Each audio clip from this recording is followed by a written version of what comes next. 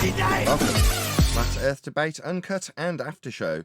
I'm your host Nathan Oakley, and if you are new to this channel, or you've not done so already, then be sure to subscribe, hit the bell notification icon and join button if you'd like to become a Nathan Oakley 1980 channel member and keep up to date with the Flat Earth Debate. If you would like to support the channel, there is a super chat that runs alongside each of these shows while they premiere, and there's also a Ko-Fi, Patreon, crypto and thanks button in the info box below the video. Speaking of Patreons, I'm going to do a quick shout out to all of you who do support me on Patreon. So, a massive shout out of thanks and appreciation to Chris Wouters, Alma Shertha, Naughty Thumbnails, Mitch Kennedy, Rod, The Names Burley, Twad Wazzle, Jason Hornsby, Christoph Fournier, Flat Earth Travolta, JMels24, Unimento, M, Iron26, Eric Troche, Endless, Golden McKinnon, Retro Bill, Level Plain Poem, Canna Bear, John Kays, Patrick Gunnels, Banter, Mel B. Styles, Hairy Blade, Mobile Max 777, Rob W, Reese Pound, Del West Watson, Unbelievable Productions, Blue Ridge Ranger, Abraham Mohammed, Skeptic 936, Life is Short, Texas Mike, David Wayne Foster, and Dank. So another massive thank you to all of you for supporting me on Patreon. Now I will hand over to whoever is in Discord and Google so you can enjoy their dulcet tones while I set up for today's live show.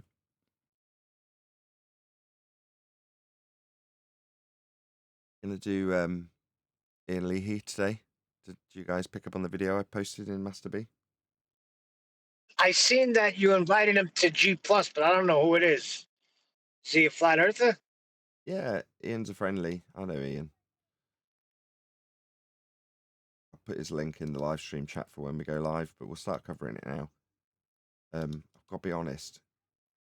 Middle bit, I kind of don't want to cover. I'm in two minds whether or not I should just start it now at a point that I know it sort of gets interesting.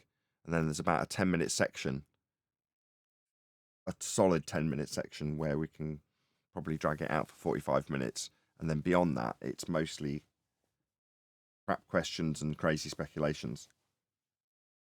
But you'll get the general gist of when it kind of drags into that, if you know what I mean. Do you want to have a little listen? And at this place and look on the horizon over there and, you know, why isn't it doing this and why is that? And you go, yeah, that's true. Okay, I can accept that. I'll accept all of that. But how does that affect me when I've got the enforcement agents coming along, taking my van, or, you know, digital IDs are coming in, CBDCs, the Luciferians are flapping their wings and growing horns and doing things with children which they're not supposed to do in a nice world. So let's just start, first of all, before we get into anything. Why should I be paying any attention to it? Good question. Now, you say it's a good question. If your guest is specifically there to talk about flat or spherical, the follow-up question isn't, does it really matter? It's just, is it flat or spherical? Now, the consequences, based on his title, is how is this consequential to me? And the way he's packaged it as a question is to say, given that there are other things going on in the world, why should I care? It's like, well, whether or not you care is up to you. However, in terms of the nature of reality, it's just a question of whether or not it's what you believe, that's a sphere, or what it's measured as, that's flat. As for how interesting that is to you, based on if there's RFID being implanted in people's brains or not, or if there's a whole bunch of other non-sequitur subjects that you could be more interested in. Why is this of interest to somebody who's more interested in the paranormal and finding ghosts? Well, to somebody who's interested in finding ghosts, I guess that's their specialist subject and that's what they're interested in. So they'll argue that that's more interesting than flat Earth. And likewise, somebody who's into politics will argue that politics is far more interesting and important than the nature of the reality that we face ourselves. That's whoever subject field that you're interviewing, that's just down to them to put across their points, not fight for whether or not it's more or less important than other subject matters that you deem important. It seems like a complete non sequitur question. Firstly, all of the other things you mentioned, all of the child trafficking, all of the things that people have been able to be revealed to them, particularly since pretend convict, since that time where the majority of people have woken up. Flat Earth was something that came to me about a decade ago. I was stumbling across YouTube videos and it kept coming up, this flat Earth, and you think the same as everybody. What the hell am I interested in a medieval stupid theory for? What's the point? Well, it turns out that this is the big boss at the end of the video games. You have to go through all of your bits. With all due respect to Ian, and in British terminology, when you say with all due respect, it means you're going to say something quite derogatory. Nevertheless, with all due respect to Ian, tell him it's measured flat first. It should be the first thing out of your mouth. Forget all that other stuff. Earth's measured flat. Short pause. Wait for a response. That's it. But positioning it like it's important because it's the end boss of a video game panders to his question, which is completely non sequitur to the subject matter. And then if you understand this particular one, which is not a case of particular understanding, the world itself is measured flat. Every globe thing that you have, every measurement you have is... That was 2 seconds too early, wasn't I, Ian? Top marks. That's how you should open it. Top marks. Yeah, I might have got there 2 seconds earlier than he did, but ultimately, top marks. Would you not agree? At the reaction on the guy's face as he gets told that. Is measured on a flat Earth. It takes the GP from Polaris and it's measured flat. Everything. And then they use a Haversine formula and a few other things to make it into the globe specific. That's fact. That's what happened. Not bad. What do you reckon? Very good. Very good. I like that he said that's fact. Yeah. And the guy's nodding. The guy's just nodding along. Yeah, he's processing what he's heard. You'll hear what he does with it in a second. Happens. It's a measured flat Earth. But it's something that, because you're programmed, and we are all programmed, you know this, from your early stage. I am not programmed. I am not. Oh, wait. I'm not programmed.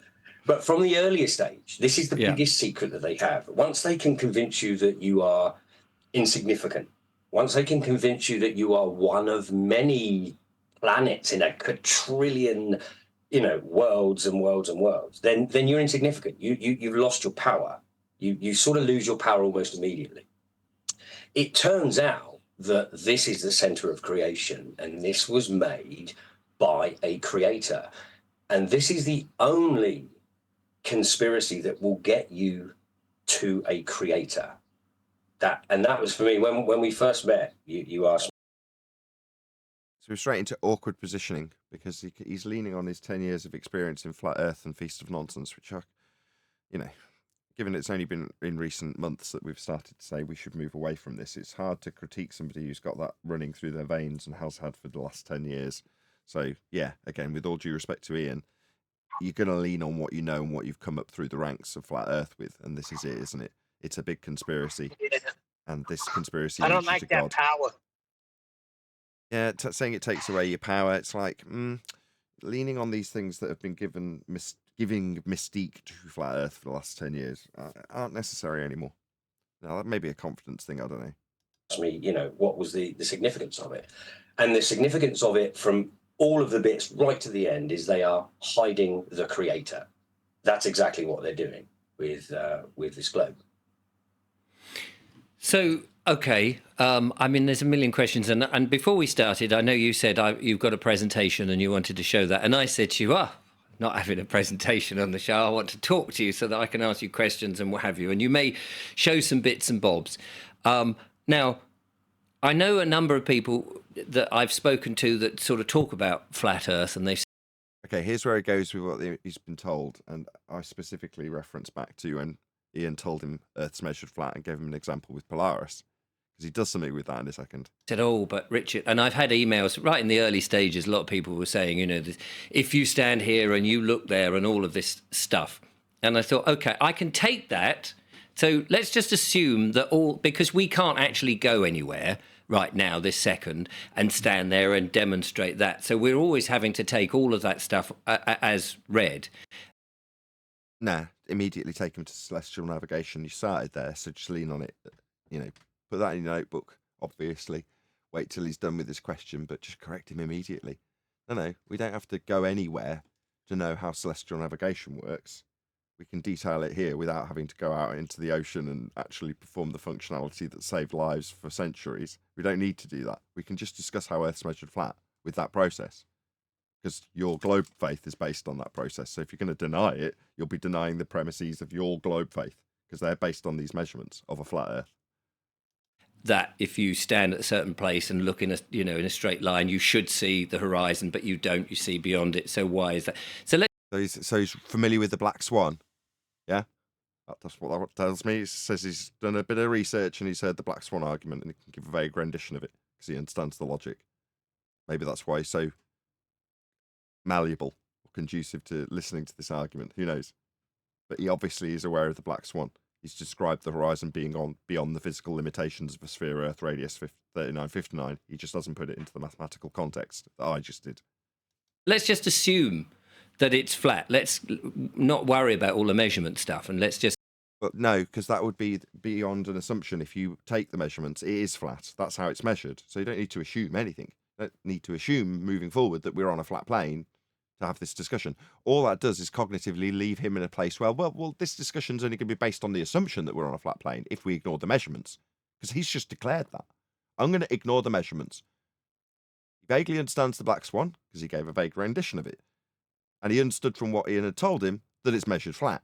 But if we move forward in this discussion with the assumption that it's flat and ignore the measurements, then we can have a happy discussion where at the end of it I can relinquish all of this discussion as being merely based on an assumption of flatness, as opposed to the stone cold fact that that's how it's measured, to get to your globe that you might or might not believe in. We don't know yet. Just assume, okay, it's flat. So then you get into the realm of... I don't agree with him. No. It is measured flat. I don't need to assume anything when it is measured as such. So no, let's not move forward. Let's take the stone cold fact that it's measured flat moving forward. And we'll base our discussion on that. Again, maybe it's a confidence thing. What do you mean by flat? I mean, that's how it's measured. Because you've got, the old, is it a plane? Flat is a description of level and horizontal. That's what it is. Topographically, we have mountains, hills, valleys. We're not insane people and we think it's all flat. But it is not, there is no measure. Again, pretty top marks for Ian. The only slight critique would be to say that you could phrase it better than we're not insane. But you could say the descriptions of undulations in the topology, valleys and mountains, can be described with respect to the horizontal plane that we dwell atop. As opposed to, we're not nuts, we appreciate that there are hills and valleys. Yeah, those hills and valleys are measured with respect to a horizontal plane. So again, you're taking the argument straight back to how it's measured. And if you're going to describe in an argument or rebuttal about hills and valleys when talking about a flat Earth, then say, the flat Earth that we dwell atop gives you the heights of those hills and the depth of those valleys. This is a very important thing to say. There is no measurable curvature anywhere on this realm. Nah, not in 2024. You don't need to take him there. Don't tell him there's no measured curvature. Tell him it's measured flat, like I just did. This plane, there is none. Now, okay. The scientists and the globe pushers will. And he was pretty quick to agree. Again, he's obviously familiar with the black swan, given the vague rendition of it that he gave with the description of the horizon being beyond where it should be, or whatever it is that he paraphrased that argument into. But he was quick to agree there is no measured Earth curve. Yep. He'll tell you there is a specific measurement of curvature. It's just under 8 inches per mile squared. That's everywhere. North, south, east, west. So listen how you're phrasing this, Ian. Yeah, you're telling him that's everywhere. There isn't any measured Earth curve. Now let me tell you how it's supposed to be everywhere. Why? He's agreed. Just move on. Didn't need to bring it up in the first place. It's not your claim. You have. He agreed there isn't any. Going into the detail of it is leaning on your no harsh criticism of you for going through 10 years of learning how to do this way. It's just something we've got to undo, and you're just unfortunate enough to be the person we're critiquing to show how somebody who's got a very good understanding of flat Earth and all the arguments, the conspiracy side of it and the feast of nonsense, and indeed what we're currently putting down on the table in 2024. He's got all of it right. So this is the best person to critique. I'm sure he wouldn't be appreciative of this. So I've actually contacted him before doing this, by the way. I said, by the way, you're going to have the proverbials. If you're at the seaside and you're looking out, you know, you've had this, and you do see the ship go, but that's 3 miles away. So if your brain can't work out that if it's 3 miles away and it's going down, how on earth can the Earth be about 100 miles round? Doesn't work that way. People don't use that in their computation.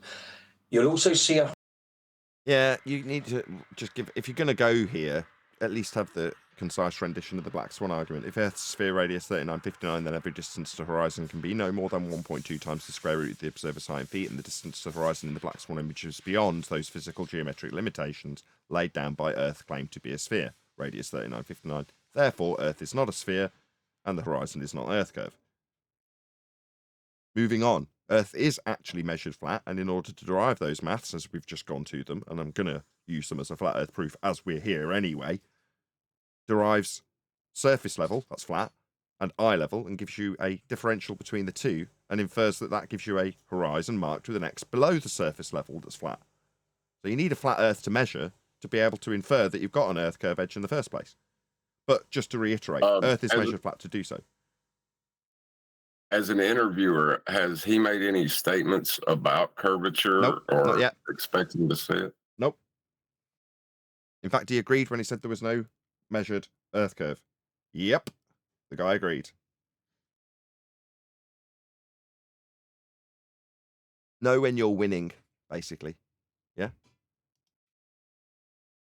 horizon from left to right with no curvature. We do see in a dome-like atmospheric dome pattern. So, and the shapes of our eyes. Not atmospheric. Atmospheric is atmo, air, sphere. That's a shape. Well, it's an oxymoron. No, we don't live in an atmospheric dome.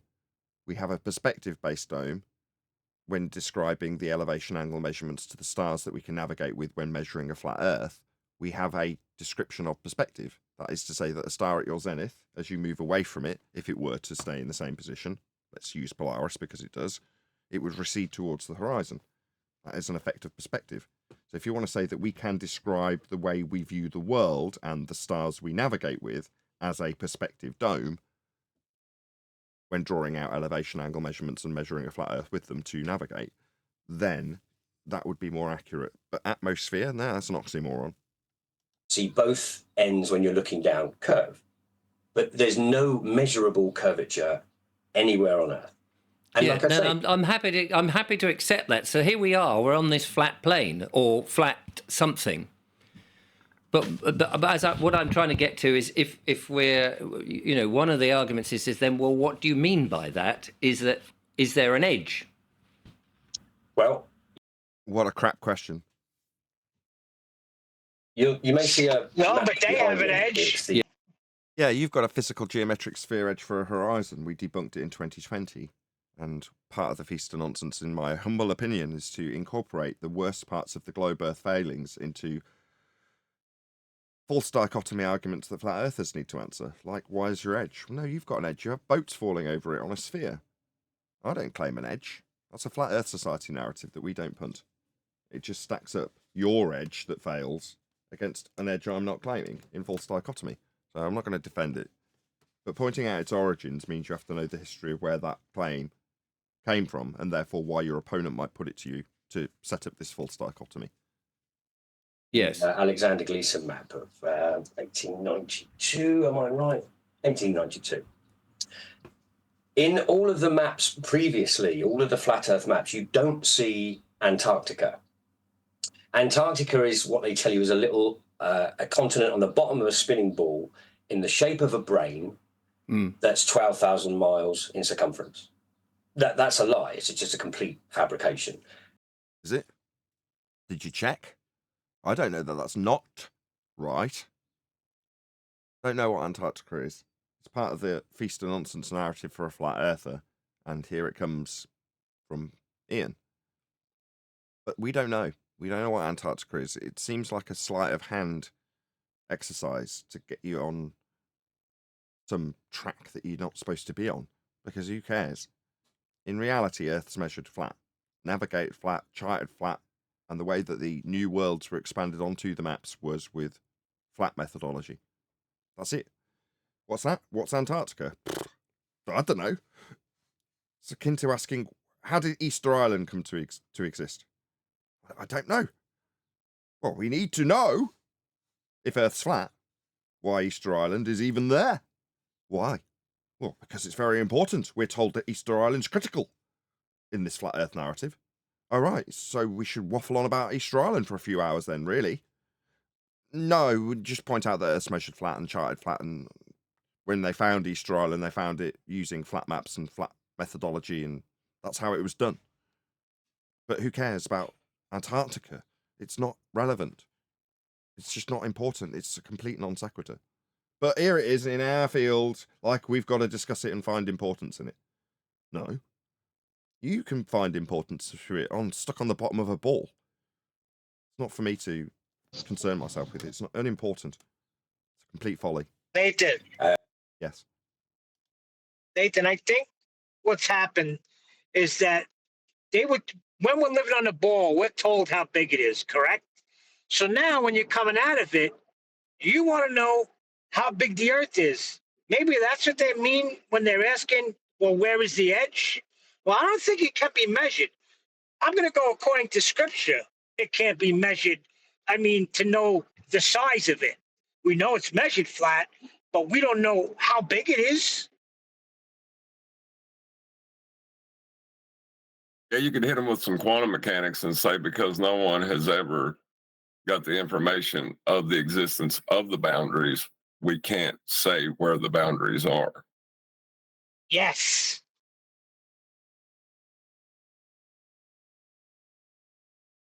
Yeah.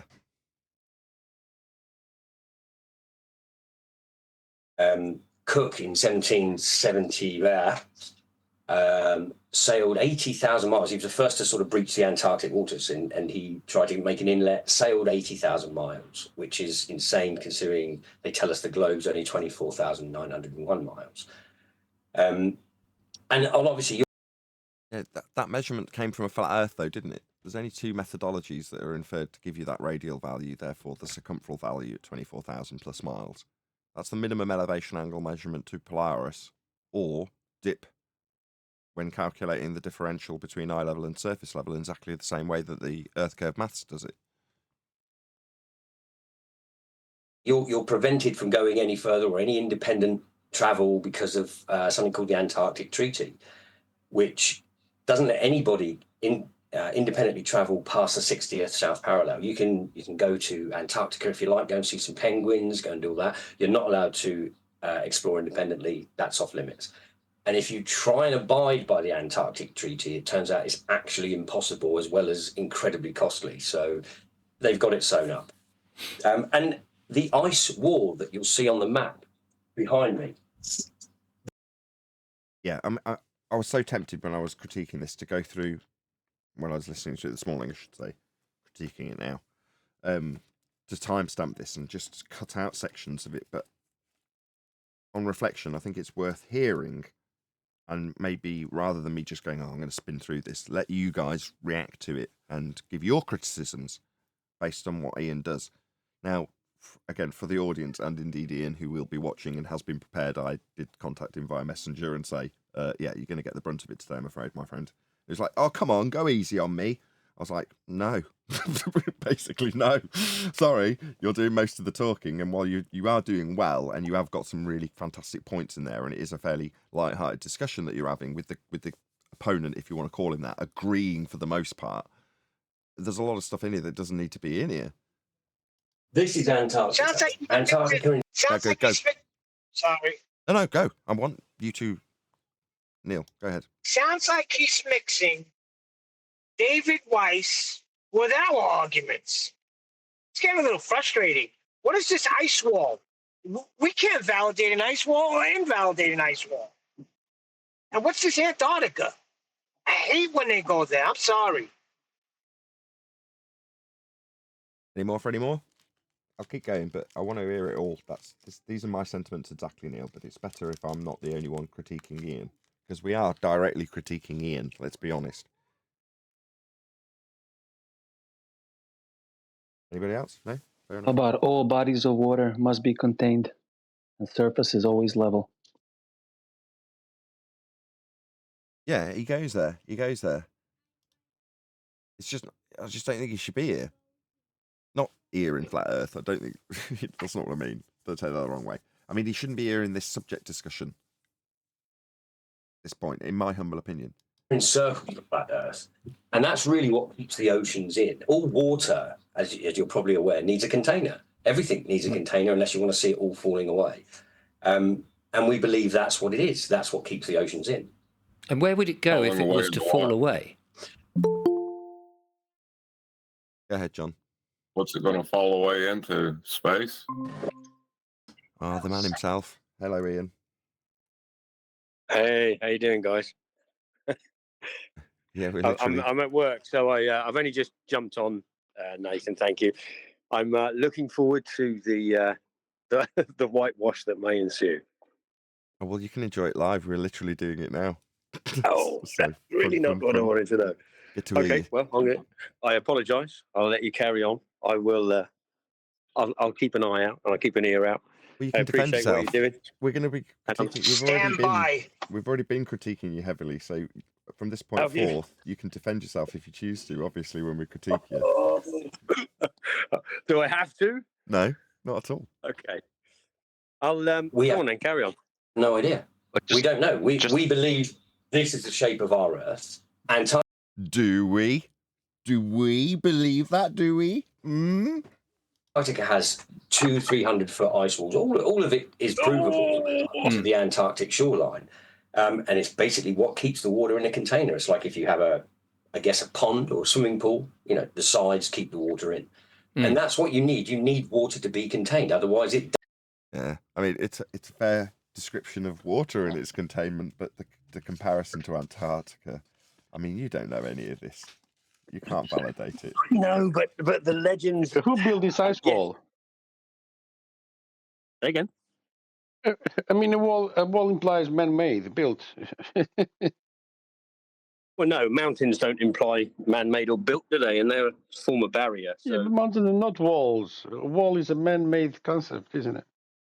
Construction. Yeah, that's not the Okay, criticism if you're here. going to use The criticism is that the word wall, I suppose. the criticism is that there's an ice wall called Antarctica holding in all the water. Is there? Who's checked?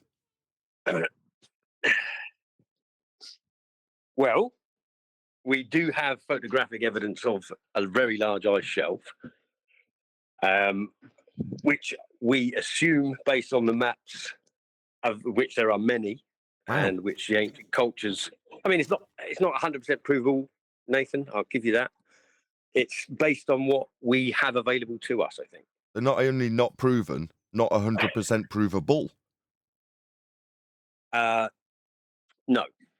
Right. not if you're going to take it literally. No, you can't. Very difficult to prove that because we're not allowed to go there, not independently. So you're going off myth and legend and ancient culture and whatever else you can find to make that assumption. Why? Sorry. Why speculate? What? That's the criticism, right?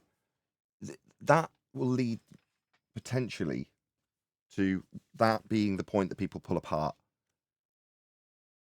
If you can't validate I mean, they'll I'm not criticize going it to and you can't disagree back with it. you. I'm not going to disagree with you on anything to do with proof. I've watched you and I'm learning from you, Nathan. I hold my hand up and I learn from you. And a lot of people don't like you for your bluntness, and they don't like you maybe because the truth hurts a bit too much. I don't know. I don't mind you. I everyone has their own opinion. I've known you for years. I do what I do as best I can do it. I don't think people in that particular interview, for example, and the ones I do, they're not ready. I'm not saying they're not ready. They're perhaps not equipped to understand the mathematics or the science of it, but they can see by ancient cultures and ancient maps that there are depicted ice walls around their pond, for example, with a snow globe which is depicted over the top. Now, I'm not saying it, like you say, we don't know if any of it is real or true. So what I talk about is the stuff that this is what the ancients believe. This is what people believe. yeah, I believe it too, to a degree. I can't prove it, but I do sort of believe that based on the things that I know about, the things that I can prove. And I can't literally prove those things, but I do have to go. So I will. I'll leave you to it, and I'll listen in later. Thanks, guys. That's all right. Thanks for coming. I'm glad you defended at least a couple of Sorry. your points. Thanks, Nathan. Bye, mate. See you later. I've got to get. I was just going to tell him that there is a debate to be had about that. It's just not. It's not something a debate you would have with a baller, because they don't have a seat at that table to discuss that.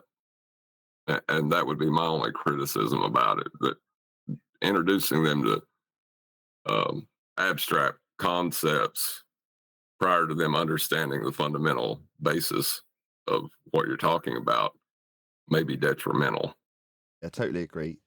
It's one rule for one person and another for another. So you might sit and listen to a few shows and hear you literally and I, John, talking about these concepts in a positive way, where we're, speculating and postulating about how the world might be. But we, you and I, in this example, are allowed to do that. And as you put it, the person in this instance has no seat at that table. He's not. But in my opinion, there's a lot of flat Earth been designed in its discussion points to entice people in a very kind of magical and mystical way. And when Ian was describing it a second ago, he was like, well, that's where I've got it from the ancients, and that's how I believe this would be the case. It's like we're trying to steer people away from expressing their beliefs when it comes to a subject that's highly ridiculed, and any opportunity to be ridiculed for whatever reason should be stamped out. And you should just hopefully be left with a discussion like this, in this context, with this guy, right?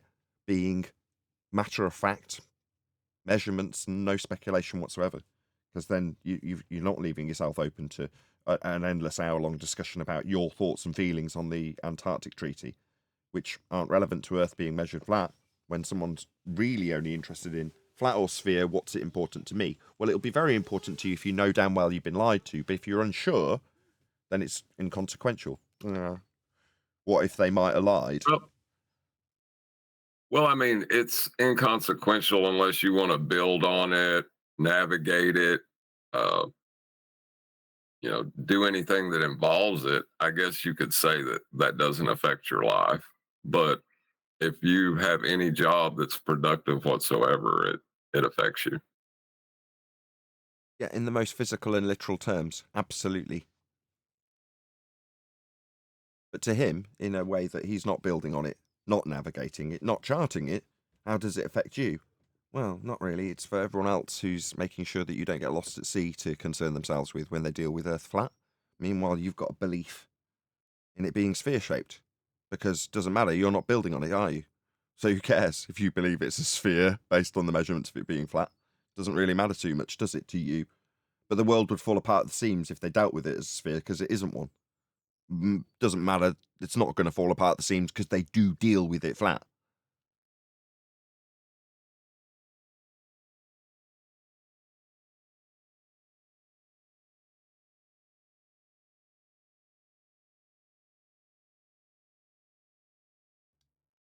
Hello. Good morning. Good afternoon. Good afternoon. Going to do a couple of housekeeping morning, questions everyone. just to keep our hand in, although we did go through the majority of them yesterday. Any evidence you can have gas pressure without a container? Negative. No. Without the container, there can be no pressure. That's a conspiracy cats quote. No, because Show me that the would container. Go ahead, No, because Brian. that would mean that diffusion would have to take place. Diffusion, Diffusion's going to take dispersion. place. Yeah, these are effects of entropy. Osmosis, diffusion, dispersion, they're all entropic effects. What resistance would there be in a vacuum? None. Yeah, well, that's the problem, isn't it? Diffusion is going to take place, and the only thing that slows down diffusion is other gases. Do you know what I mean? And the density of those gases, the only thing that slows it down. So if there's no gases, then there's nothing to slow down the diffusion outside of temperature, which you wouldn't be able to have, considering if we were on a globe, because that requires a container. You couldn't even have a vacuum because that requires a container as well. But within their claim, they certainly couldn't have gas pressure, or they wouldn't have gas pressure and they wouldn't have temperature, because diffusion is going to happen immediately. That's correct. Could The you second law of imagine? thermodynamics doesn't apply to the Earth. One more The time, globe George. model, I would say. One more time, George. The second law of thermodynamics doesn't apply to the globe model. The quote was from Rumpus. It's close, but no cigar. Second law of thermodynamics does not apply to the Earth, end quote, the Rumpus. Meaning it doesn't apply to the globe Earth model, because it's a defiance of the second law of thermodynamics. Gas would fill the space. But what George said is actually And actually correct, because when George said it doesn't apply to the globe Earth, that's true. It doesn't, because the globe Earth has to violate it, so it doesn't apply to the globe Earth. Or can't the be answer applied. is in the definition of the word gas pressure. The force exerted So on you're going to ignore my question, huh? the force exerted on the walls. I was getting ready to address it. The force exerted on the walls of a container. Mush. Go ahead, Neil. Then John. I said, show me this container. I keep hearing about it. I keep hearing that gas pressure's held in, and that's why we're alive. But I don't see it. See what? Could you imagine going into a restaurant and getting a steak and then demanding to see the head of the cow, or you refuse to accept that they served you a steak? Filet mignon. That's a bad comparison. You have to specify the steak so it stays cow-like. If you say filet mignon, then it's specifically a cow head that you'd require. If you just say steak, it'd be anything, right? Forget about the steak. I'm talking about walls that we should be able to see. Should we? Unless they're transparent. Well, we don't know what the walls are. Now, charging us with knowing what the walls of the containment are when we appreciate that there is an antecedent consequent relationship, like with John's example. You can't sit at a steak restaurant, ask for filet mignon, have it served to you, and then say, I demand to see the cow. You can't, because the cow's dead. But to have the steak in front of you, there must have been a cow. To have the gas pressure we're breathing, there must be containment. I don't know what that containment is, and I don't claim to know. What I can point in the direction of is a massive group of liars spending billions on lying about what the sky is, but what it's unreasonable that I don't know what it is when I understand what the second law of thermodynamics dictates in terms of that antecedent consequent relationship. There must be containment for us to be breathing. Oh, what is the containment, says Neil? I don't know. Why would I? We live in a world of deception where we're told there's a bloody second law of thermodynamics violation. Sky vacuum at the cost of billions. You said, no. You said, define gas pressure for me once again, the way NASA does. It's the force exerted on the walls of the container. Walls. Yeah, so there must be some. Well, where the hell are they? I don't know where the walls are or how high the walls are. I haven't investigated the sky, and every bit of information claimed to be an investigation of the sky is a deception. So there's a massive deception hiding what the sky is and claiming it's something it can't be. But yet I'm the one in the wrong for not knowing what it is when we live in a world of deception specifically about the sky, having billions spent on that deception. Oh, right, I should know then. No? What have I been told? I've been told it's a second law of thermodynamics violation sky vacuum, Neil. It's just not true. What, beyond that, I should instantly know? No, that's not reasonable. There's an antecedent consequent relationship for gas pressure. In order to have it, it needs the walls of a container to press upon. Therefore, we must be contained. There must be containment. We are in containment. I can assert that without any requirement to demonstrate what it is. I don't know. I just don't like the walls. Why don't we just say we need containment? Without containment, there's no gas pressure. Once we start saying walls, that's when they're going to start declaring, well, where are these walls? And so they should. And so they should. It's part of the definition. It's not my bad that suddenly the definition of containment for gas pressure literally says the word walls from NASA. The force exerted on the walls of the containment is a NASA citation for what gas pressure is. What, it's my bad that it says walls? No. So now we're going to listen to NASA. Go ahead, Brian. I'm It's sorry. just the definition of what gas pressure is. It's not NASA, it's just what gas pressure is. How and who defines it is irrelevant. If you want to go through the Socratic method with me in terms of how you define what gas pressure is, I'm more than happy to listen to a multitude of definitions, but I know what it is. You can't press on a sky vacuum. The gas would just expand indefinitely into it.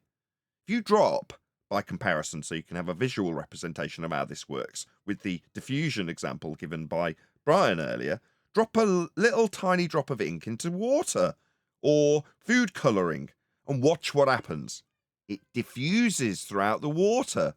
Well, that's akin to a gas in our contained system at pressure working its way through the existing gas particles. It can only do that if you are in a contained system. Now, if you remove that containment, all of the existing gas immediately vacates into whatever volume it has available to it. It's a law of nature. Ergo, the sky is not a vacuum.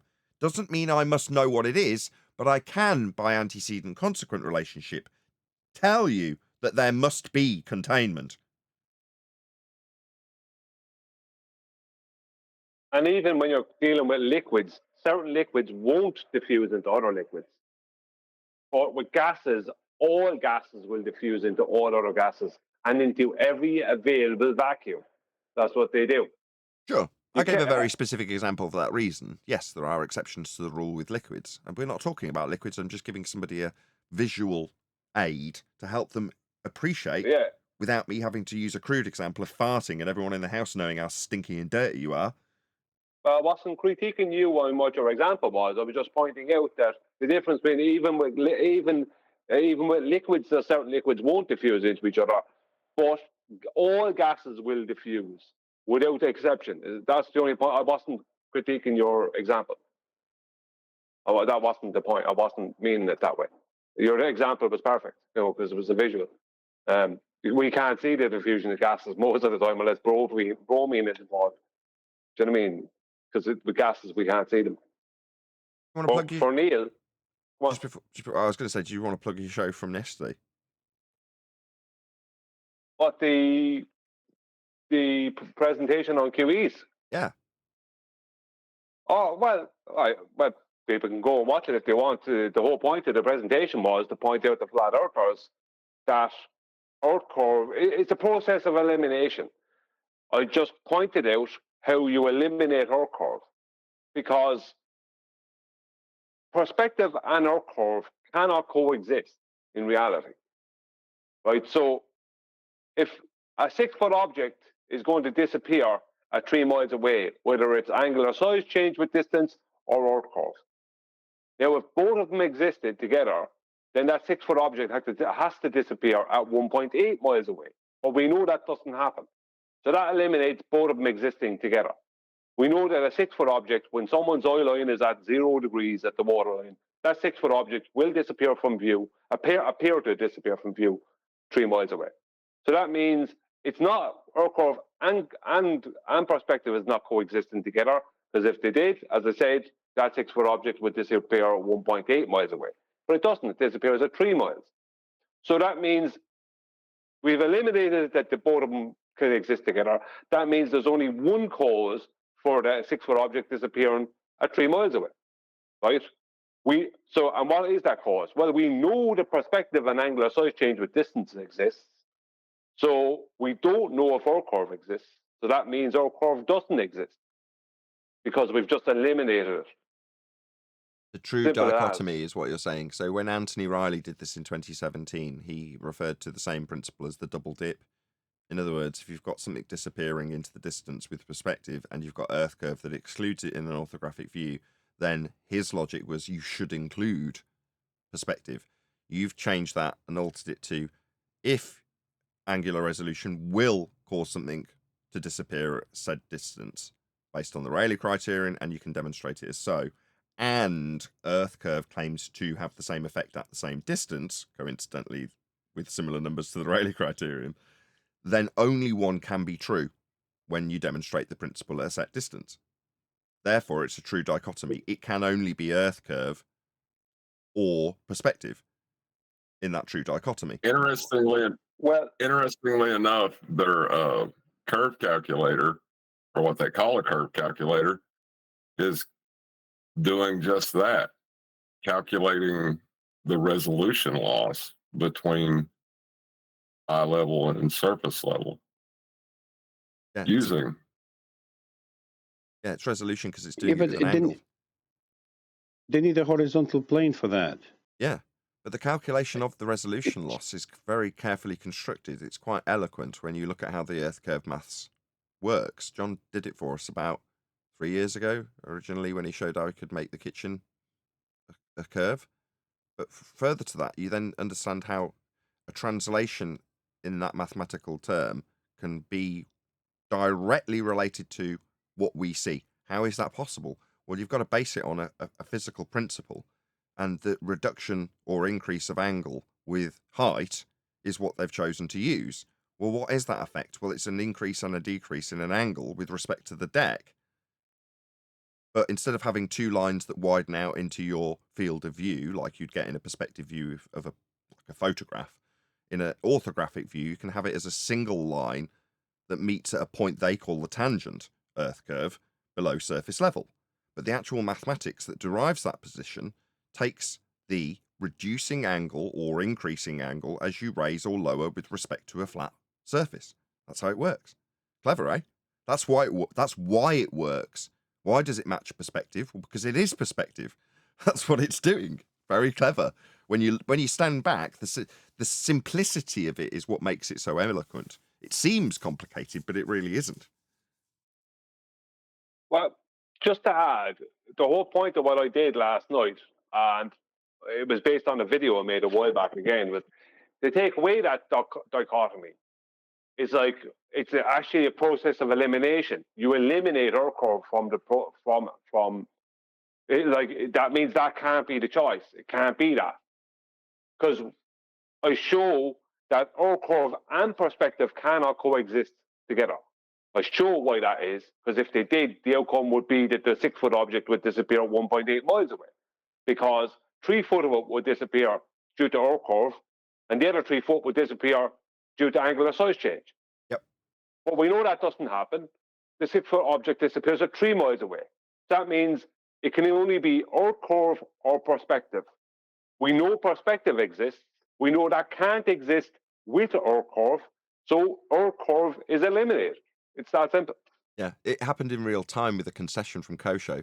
So he was taken through the process that you've just gone through on 24/7 with chocolate present. And he was shown, instead of a 6 foot example, he's given a 6-inch example with a toy boat with a motor being remote controlled out on a lake.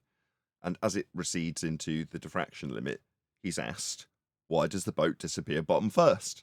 He says, because there's an angular resolution limit. And everyone in unison welcomes him to flat Earth. Because at that point, there is no claim of Earth curve. You can only make one assertion. And he did. Yeah, because when you know that they both can't coexist together, that means only one of them can exist. And then you can turn around and prove, we don't even need to prove at that point, perspective exists. So that means perspective does exist, and our curve can't exist with that. That means our curve doesn't exist. It's that simple. And that's the whole point of it, because our flat earthers out there saying this, our curve and perspective can exist together. It's just like, no, it can't. But anyway, it's done. It's not our positive claim, but to put it into true dichotomy obviously works to our advantage, where it's typically stacked up in false dichotomy.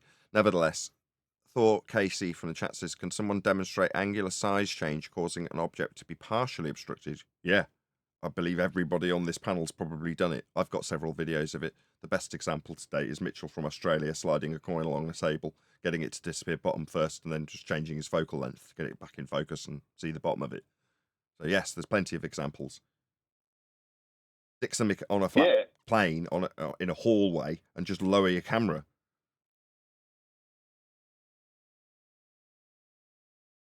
Yeah, I mean, our life is short. Like his presentation from years ago was so epic. I mean, he went through everything. He showed everything. And like the best thing they can come up with is, oh, if you use a hallway, or there might be a lump on the floor or something. But not if you're an inch or so above the floor, there isn't. There's no hallway in any hotel or anything that's going to have an inch and a half or 2 inches of a bump. You're not going to have that. Do you know what I mean? It's total nonsense. And what Mitchell showed was like there was no. I said it last night, and I forgot about Mitchell's demonstration. I should have played it last night on the presentation. There was no better demonstration ever in this arena than Mitchell's, and I don't think there ever will be. And I thought my demonstration of optical drop was good. Nah, Mitchell's just trumps everything. It was just brilliant. There you go. There's a coin disappearing, and it's gone. You can barely see the top of it, and he just changes the zoom, and the coin comes back. Brilliant. No beating it. Yes, it was the perfect demonstration, and all of us had fumbled our way around trying to achieve that, me included. Jose did a pretty good example with a very long distance. I can't remember what it was. I think it was some warehouse or something that he was working in, but he just went to the end of one of the aisles and just lowered. He turned his light on his phone and just lowered it, and it reaches a point and just disappears. And then he raises it and it comes back again. It's like, yeah, it's too limited an angle to resolve that phone at that distance in the iPhone's lens. So it disappears bottom up. Really easy to demonstrate. There are other good examples, but yeah, Mitchell's is the best because, unlike Jose's, he slides the coin, it disappears bottom first, and then he, with presumably on a remote control on his posh camera, changes a few settings, and Bob's your uncle, it comes back again. So anybody who's going to, in the past example, say, nah, you're lower than the table line, it's like, no, he can't be, because you can see the bottom of it when he changes the focal length. Yeah, all he does is zoom. He doesn't move the camera, doesn't raise it or lower it. He just zooms, and the whole coin comes back. You see the whole coin at the back of at the other end of the table. He zooms back out, the coin disappears. You know what I mean? And there's loads of actual real-world versions of this with boats. People zooming to boats that they can't be seen at the horizon. They zoom, and the boat is there. Do you know what I mean?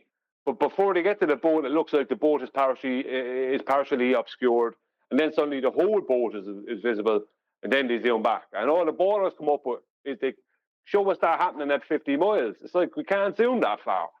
So no matter what you do, like there's going to be a limit to the optics. But the whole point is that the effects are the important thing. These are the effects of perspective. Proven. You know, there's no way around it. If that a perspective exists, or a curve can't. Simple. Got Mitchell's video playing as you're describing it now. Thank you, Divergent Droid, for sticking that in the live stream chat. Go and give Mitchell some love. Subscribe if you've not done so already. Yeah, contrary to what Adam might say, there's a lot of very smart Australians.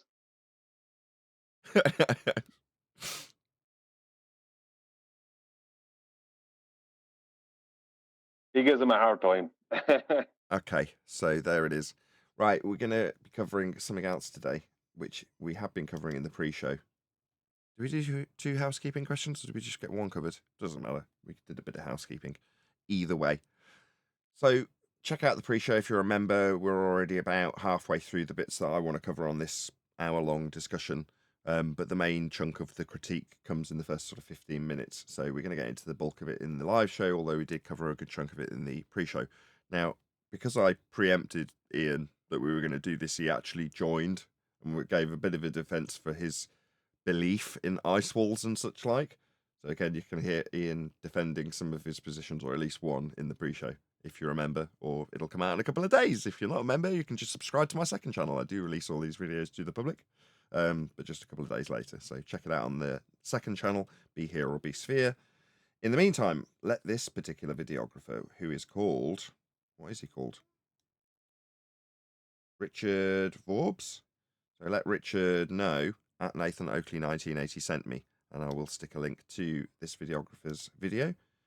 I also have a link for Ian himself, which I'll go and dig out in a second once people have followed my call to action and let this videographer know, given it's him and his work, that we've sent you along. I, again, have preemptively let this guy know that there may be a few people wandering by to his channel today, say, Nathan Oakley 1980 sent me, or at Nathan Oakley 1980 sent me. We covered your video and critiqued some of your questions, etc., etc. So please do that now if you're watching live, which you can only be doing if you are watching it this very second, because we are live. So check it out. Click that link, go and let him know, at Nathan Oakley 1980 sent me. Also, let's just copy this link. I'm going to stick a link to Ian's social media connections, which you're going to go by now. So check Ian out if you like his stuff.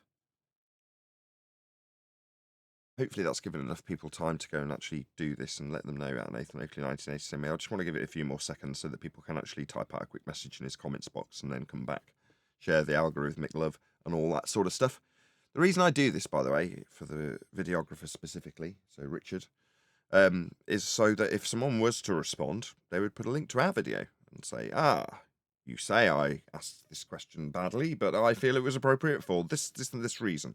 And the hope would be that you would put a link to our video, given that you are considerably more popular than I, therefore helping us in the algorithmic love we so sorely desire but do not receive from YouTube. So there we go. Hopefully that would be the case. I did notice, although it wasn't of a high enough standard for us to cover, we may cover it on a different day depending on how desperate I get. I looked on a Simon Dan video and he'd covered Flat Out Truth and had put a link to him. So props to you, Dan, if you happen to be watching. Anyway, right, that's definitely given people enough time to come back and go and link to Ian and link to this particular video of Richard. Let's get on with it. It does just go everywhere. Yeah, no, I mean, I'm happy to accept right from the beginning. You know, the premise is that it's flat. You know, I don't need to, because I can't prove all the other stuff as you know, about the looking and the and all of that. So there we are. So if you open it up flat, you've got Antarctica going around. Nobody will let you go past it because nobody wants you to see what's on the other side. Yeah, and presumably somebody has been there and seen what's the other side. Yeah, in order to there is some documented evidence. Admiral Richard Byrd was going to Antarctica from about. I've got a book of his. Well, the flight, you know, somebody. There you go. No, I bought it. I bought it. So this was right on the table for all of us, wasn't it? When we got here, Feast and Nonsense 101, the chronoscope with Admiral Byrd being interviewed. Where's everybody gone? Where's John? Where's Neil? Well, I'm here. Yes, the man Richard Vobes, he did a video some while back, sometime like a year ago or more, and something to do with Flat Earth. And I listened to it, and I wasn't happy with it because it was kind of an attack on us. And I had a word with him, and I don't remember having a very positive interaction with him, to be honest. Now, maybe he's changed his tune since, I don't know, but it wasn't a very positive interaction. You weren't here in the pre-show. He was talking, he gave a vague rendition of the Black Swan. You know, it's like, I understand that, you know, the horizon should be a certain place and the horizon's beyond where it's supposed to be. You're like, huh? That demonstrates you've at least heard the Black Swan argument. And it's sunk into a certain extent. Yeah. And There's according to Google Gemini, there's no Black Swan. no, you sound to see the day. Of the land. He does an interview in the 60s on Longines chronoscope and explains, you know, there's a lot more land down past the geographical South Pole, as it were. Land bigger than the United States that nobody's ever seen. And he'd been flying down there, has full of resources, full of everything else. So if you're going to find land or extra resources, you're not going to let anybody go there, right? You're just going to, you're going to hide it off. You're going to protect the sides. There's no independent travel there. The same way as there's no independent air travel. Okay, so the first problem with this is that most of what Ian's just said can be debunked. You can point out how there is travel. So you go to Mr. Beast's YouTube channel and he's got the resources to go down to Antarctica and play with the penguins, which, to be fair to Ian, he does point out that, you know, that's what they give you. But it's still part of a narrative that can be taken apart. Now, last time I did this, it was David Weiss that was getting the brunt of it as opposed to Ian in this instance. But my critique would be to say, take them to places that are real, that you do know exist and have got firm evidence for people living there, and show how they weren't on the maps, and then utilization of a flat earth system gave them the ability to find their way home when looking for new land. And they found it. They called this new land the New Worlds. Yeah? And when they found the New Worlds, they charted them and put them on the maps so that you could find your way to them again. A lot of them became colonies. So when you show these facts and how they came to fruition with flat Earth measurements, it strikes a chord with the person you're speaking to because there's no ambiguity. None.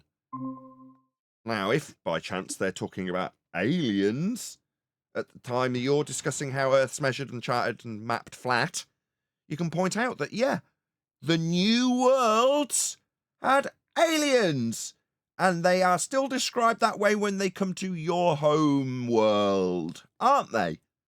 Because that is true vernacular for that time. Now, aliens means something else as well, doesn't it? Although we still use the terminology, meaning someone from another world that's horizontally charted and mapped flat when discovered, previously not on the map that was flat also. That's a discovery and an expansion of the territory that we have mapped. Nothing's changed. We still do it flat. So why speculate about Antarctica? There's no need. It just gives leverage for people to take apart your premise rather than showing facts of how it was charted. Go ahead. I just want to give something, right? People will speak about Antarctica because it is a mystery, right? And people will speak about that. But if you're going to speak about it, if you are going to speak about it, get your facts somewhat correct. You can go to Antarctica, what they call Antarctica, right? As in, you can go to the Ross dependency type places. And there's another place off south of Tasmania you can go there. And they say both of those places are connected together, right, by a massive ice shelf, right? You can go and see the penguins and all the rest of it. So to say you can't go there is not true. You can. Now, you have to go through a lot of red tape. You have to go through, I think, travel agencies and certain ones. I don't know all the details, but you can go to these places. But what you can't do is you can't go up onto the claimed ice shelf and freely explore.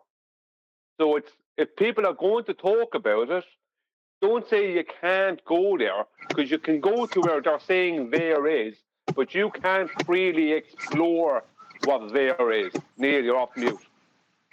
How do we know, though? Hang on, you're off mute. I want to finish talking.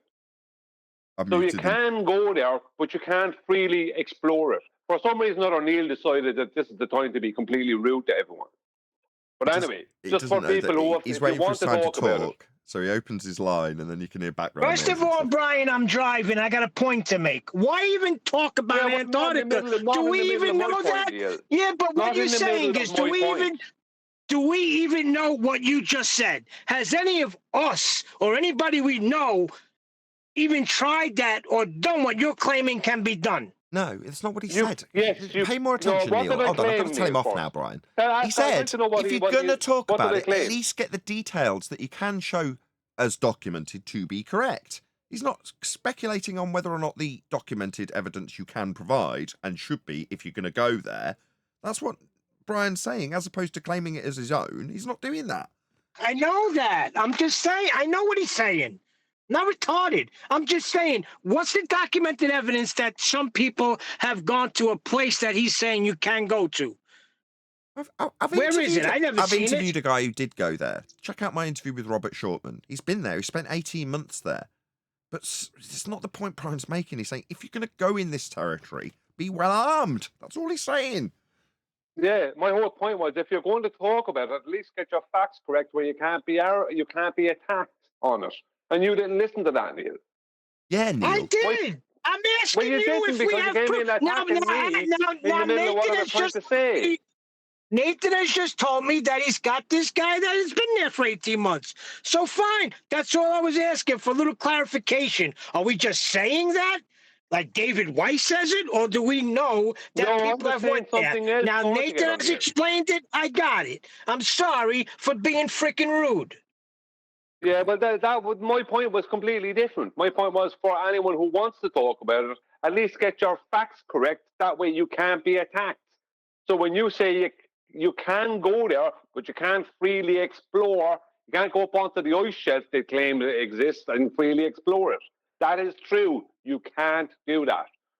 Without, I didn't get to this part, without going through a load of red tape and spending a load of money, and even then you might be denied. But there is the opportunity to go through that red tape. But once you do all that, when you get to this claimed ice shelf, you can't even have a sled dog with you. Never mind a vehicle. Get your facts correct if you're going to talk about the place. You can't do any independent space travel. You couldn't launch a rocket without going through NASA. And of course, there's a roof on it. There's a roof on this realm. It's called the firmament or the rakia, and it's detailed quite a lot in ancient cultures, biblical scriptures, and there's plenty of evidence of when they send the rockets up and you see them like skimming on the top. Yeah, I like to look at his body language. So he's immediately gone into a kind of clenched defensive pose as he's talking about rakia and ancient cultures describing it. Now, again, I'm pretty sure he does go to gas pressure without a container in a moment, but lead with that. Top, it all goes blue. It's like a water motorboat effect if you do it on the sea that we have here. It's exactly the same thing up there. We're not sure what it's made of. It's about 75 miles high. No one goes to space. And you obviously see when they come off at Cape Canaveral, they go over like that, and they go bang straight into the Bermuda Triangle. You can't go there, it's very dangerous to go there. Remember those things? And that's where all the wreckage has been found. That's where they go. They don't go to space. Nobody does. So are you saying that effectively that we are all in one of those little paperweights? Those little paper, you shake it It's and the snow comes out. It's a very good analogy. We don't know. We just know that there must be containment. Beyond that, we don't know, and there's a massive billions of dollar deception that's been foisted upon us in terms of lying about what the sky is claimed to be. And isn't. That's a sky vacuum. Can't have gas pressure without a container. If the sky was a vacuum, then the gas we breathe would fill the space. Now, I don't need, as a flat earther, to make any positive assertions about what the sky is or what the containment is, because I simply don't know. I know natural law, and gas fills space. Therefore, gas would fill space if space was space. It isn't. We haven't got a space above our head called space. Outer space is fake. There is no sky vacuum to travel to when claiming to travel into space. But you've gone to the end of the story where they have an explanation from you about what happens to the rockets when they're not going to space. They go in an arc into the Bermuda Triangle. Okay. But for this particular part of the story, for the guy you're talking to, he doesn't disavow all aspects of space being a possibility to go to need a reason to dump the rocket in the Bermuda Triangle. As I say, I think he gets there in a moment. Do. What? I'm not. Just saying, like he said, it's about 75 miles high. How does he know that? It's stupid to say things you don't have any idea of. It's just, right? And he says they dump him in the Bermuda Triangle. How do you know they dump him in the Bermuda Triangle? How do you know this? How do you know what they do with him? Who knows what happens to him? I mean, maybe they go up and I don't know what happens to the things. But I couldn't prove they dump him in the Bermuda Triangle. The Bermuda Triangle, at least get your facts straight, right? The point is that 75 miles high from what? If you're going to say that they go to Narnia and put on the fur coats and then get on the other side and they have their experience in Narnia and there's the snow on the ground and the gas lamp and the fauns and the lions that talk and the witches that are doing magic and all the rest of it, and you debunk it by saying, well, that when they get back, the fur coats that they've taken, haven't aged at all. They just dump the fur coat somewhere else, and they're fundamentally important to travel to Narnia with. But yet, let's focus on the fur coats for a significant amount of time, because the journey needed the fur coats. The journey needed the rockets to go in an arc into the Bermuda Triangle. Because why? Well, because there is no Narnia. But who cares about the fur coats? Narnia's not real. There is no sky vacuum. Leave it to the guy's imagination why they would need to do whatever they do with rockets. If you know that there's no Narnia, you're not concerned about whether or not the fur coats will keep you warm there, is my point. but that's where we're going. Whether or not they get the rockets to go into the Bermuda Triangle is non sequitur to a guy who doesn't appreciate that space is fake yet. Yeah, it's like it's still keeping space a possibility of a space alive, like of outer space, kind of vacuum, a sky vacuum alive. It's still keeping that alive. Just get rid of that, and then you don't have to deal with it. Not saying that's where we are. I think it's a very high possibility for a couple of reasons. We have to be contained. You and I are breathing air at 14 psi, there or thereabouts. It's a pressurized environment that we're in. That's how we breathe.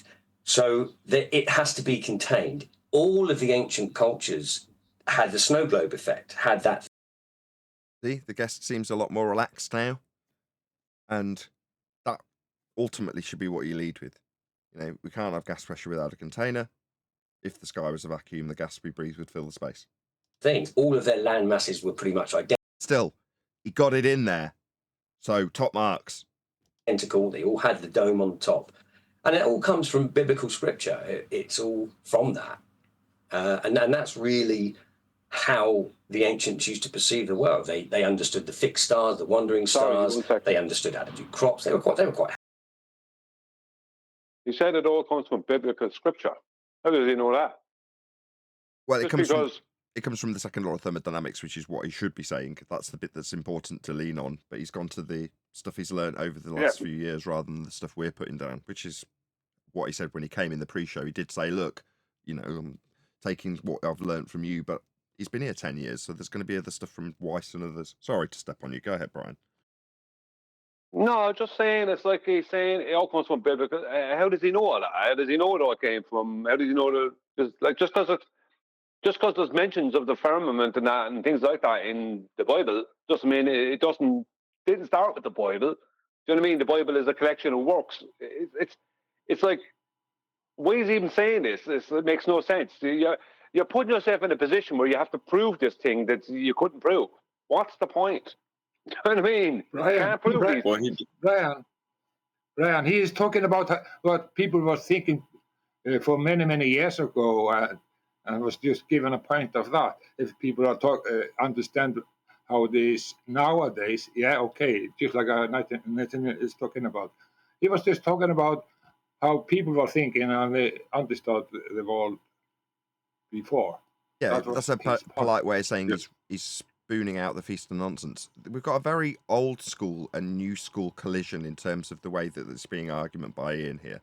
You've got the old school justification, which is weak. No offense if you're a Christian listening, but it's weak to say we have a dome because scripture says so is weak. To say we must be contained because it's a law of nature is strong. Yeah, as he said, they think about that before, but now we know better. He said, should say something like that, then everything is fine, I think. Right. I want to jump in too. Go ahead, Righteous. Well, Refracted was going to say something first. Yeah, I was just going to say, arguing the nature of the containment is secondary. Your primary focus should always be getting them to accept that it must be contained first. And then the argument about what the containment is can follow if they understand and accept that it has to have a container. And to really go quickly, I thought Brian was saying, well, scripture doesn't say that, then you wouldn't be able to back it up with scripture. I thought that's what he was saying. No, your man was saying that it all comes from biblical scripture. When it doesn't, it's like he's referring to the old world. He's referring to times prior to the Bible. You know what I mean? So he's putting himself in a position where it's like saying everyone was a Christian and they all had a Bible back in thousands and thousands of years ago, when it's not true. The Bible is not. The Bible is predated. Do you know what I mean? The Bible is. You know what I mean? There's information in the Bible. Nobody had a Bible. You're right. But that's the thing about it. Like, he's kind of going biblical scripture, but he's talking about ancient cultures that didn't have any Bible. There was no There was no Bible. There might have been some of the information that's in the Bible they might have had, but they didn't have a Bible. The Bible is a collection of works over a long period of time. Okay, so just quick call to action because we're well on track to getting back up to 100+ people watching after a slight hiatus with sporadic live shows. So with 87 odd people, 89 people watching, please smash the share button. It'd be nice to get back up to 100 before the end of the week. Almost got there yesterday. There was 97 people watching at the end of the show. So please share the show if you've not done so already. And indeed, let this videographer know at Nathan Oakley 1980 sent me. So I'll stick a link right now into the live stream chat. So if you are watching this live, hopefully if you're watching on a Premiering stream, one of the moderators will do the same and stick a link to his video so you can let him know at Nathan Oakley 1980 sent me. The idea being, if he was to respond in any way, he'd put a link to our video. Let's carry on. Happy with it being flat. And this is something I say when you're... Yeah, go ahead. Now, something that he brought it up about the vacuum of space and gas pressure, 14.7 psi. What he didn't mention is that 14.7 psi is at sea level. You're going to need a flat Earth for that. That's correct. Looking at this sort of reality, if you were just dropped into a field, never been here before, your first senses, your God-given senses, which is how you work reality out, it's not going to say, well, I think we're spinning faster than the speed of sound whilst traveling in 4 different directions at nearly 70,000 miles an hour. Those things don't come into your senses, but that's what you're programmed. That's what you have to believe if you believe you live on a globe. Okay. So what I suppose there's a number of things there in that if somebody has made up the story about the globe, somebody obviously knows it's not a globe. Okay, so this is an appeal to motive fallacy, isn't it? You know, if you're telling a lie that we live on a globe, then somebody knows. Right, go ahead, John. It's also a false dichotomy. It's not true or lie. It's true or false. It doesn't mean they had to know what the truth was to make up a story. Yes. Knows that we're not on the globe. Now, would you say that those people who know that we're in a globe, or not in this globe, and they're perpetuating the lie, NASA and all these others, then they either know what's over the range of Antarctica that's surrounding us all, or they don't. But For sure they do. I'm quite sure they do. They've been. Oh, really? I'm sure you are quite sure. Meanwhile, there's only one particular category in the field of the question that's been put to you, Ian, that you could describe as liars. And the way you phrased the question was to suggest that if they are lying, then they would know what's beyond the realm of Antarctica. Well, the realm of the liar is space, outer space, a sky vacuum where they claim to travel in the rockets. That's NASA. Astronauts specifically, I can deem as liars if they're saying they've been to Narnia. I mean space, because it's not real. Therefore, they are liars. But in the context of his question, that doesn't mean they know what's beyond the speculated about by you Antarctic region. When, as I suggested earlier, this could be a question about a known land with people on it. They might have relatives living there, for all we know, in one of the new worlds that are definitely real and definitely well documented and definitely well measured, charted, mapped on. Probably got electricity lines running all over them and sewers because they're lived on. But at one point, they weren't on the maps. Now, instead, you're being asked about whether or not someone who lies about space, because of your Antarctic speculation, might know what's in Antarctica where the chronoscope and Admiral Byrd suggested that there's an area the size of America beyond our grasp that we're just not exploiting. Well, what about the resources of the lands in the new worlds that we are definitely exploiting? There's wars being fought over them, so I'm pretty sure that you're going to find that there's examples that are much more close to home, because they're what we call home now. But in recent history, we didn't, did we? So those are much more tangible, and there's far less speculation required on your part if you take it to that place. But it's less fanciful, it's less fantastic. It won't necessarily spark the imagination of the person that you're trying to entice into a belief of a flat Earth, but we don't need to do that anymore. There's no dangling a carrot and enticing people into a magical, mystical world of Antarctic regions. Don't need to. Earth is measured, charted, mapped flat. And here's a million examples with maps that show it. And how did they get to these new worlds? Using a flat world. That's how they did it. No speculation required. Go ahead. But the way he's formulating this is, since they're liars, then they have to know that they're lying, first of all, and therefore they would know what's beyond. And if you're talking about NASA, it would be the container.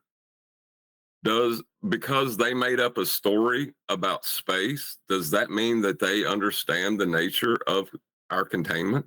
No, let's make it a different example. Let's say I make up an idea about what the sky is. I start claiming that I know what the sky is and therefore what the sky has to offer. And I gather up a whole group of people and convince them that I do know what the sky is and therefore what we can have on offer from that sky that I understand. And I suggest that we do more investigation on the sky. Maybe give me money to do that investigation on the sky, because eventually it will come to fruition. That knowledge will give you power, wealth, and various other things. Now, everybody gathers around and follows me, sticks me on a pedestal and listens to my preachings about the sky. Yeah? And then when I'm shown to be a fraud and a charlatan, and I don't really know what I'm talking about, and some of the principles I've demonstrated are false, does that automatically mean that I do know what the sky is? Because I peddled a load of nonsense? Let's just call that nonsense ether. Just for the sake of it, why not?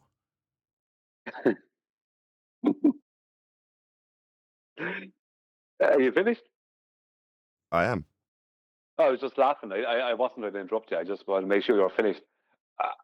Well, I like to what with this conversation that's going on now. I'm not focusing 100 watching. Woo woo woo woo woo woo woo. Sorry. I'm not focusing on the NASA bit. I'm focusing on. They're now focusing on Antarctica. I've seen. There is a place that people do go to, right? Tourists can go and see penguins, and there is a place somewhere beyond that, supposedly, where people go and work for whatever scientific or whatever military reasons. I don't know.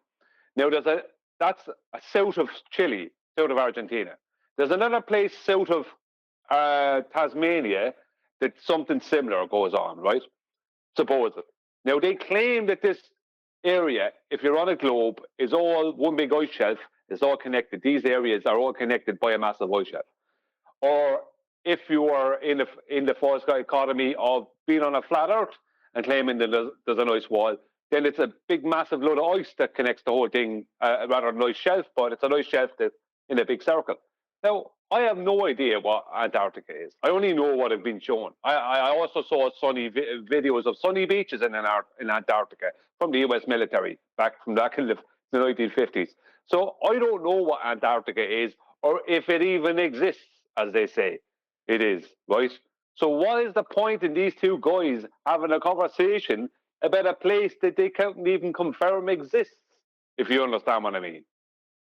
Yeah. If I see, you know what I mean, Joe, if I visit an island and then I visit another island and I'm told both those islands are connected, they're not islands, they're actually connected by land all around. And I can't, I just go, oh, great, they're just connected by land, right? So they're not islands. But they actually are islands. I don't know any different.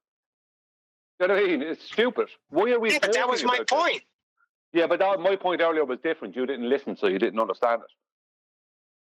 I did listen. Holy shit! I know what you're saying. At least get your facts straight. But now you're going back and saying, "Why even talk about it?" Gentlemen, see, you're talking over me. I know exactly what you were saying. Get your facts straight. But I'm saying, if you knew what right from the beginning, why even talk about it? And now you're saying, forget it. Forget it. Okay, we will. Let's move on. Jolly good.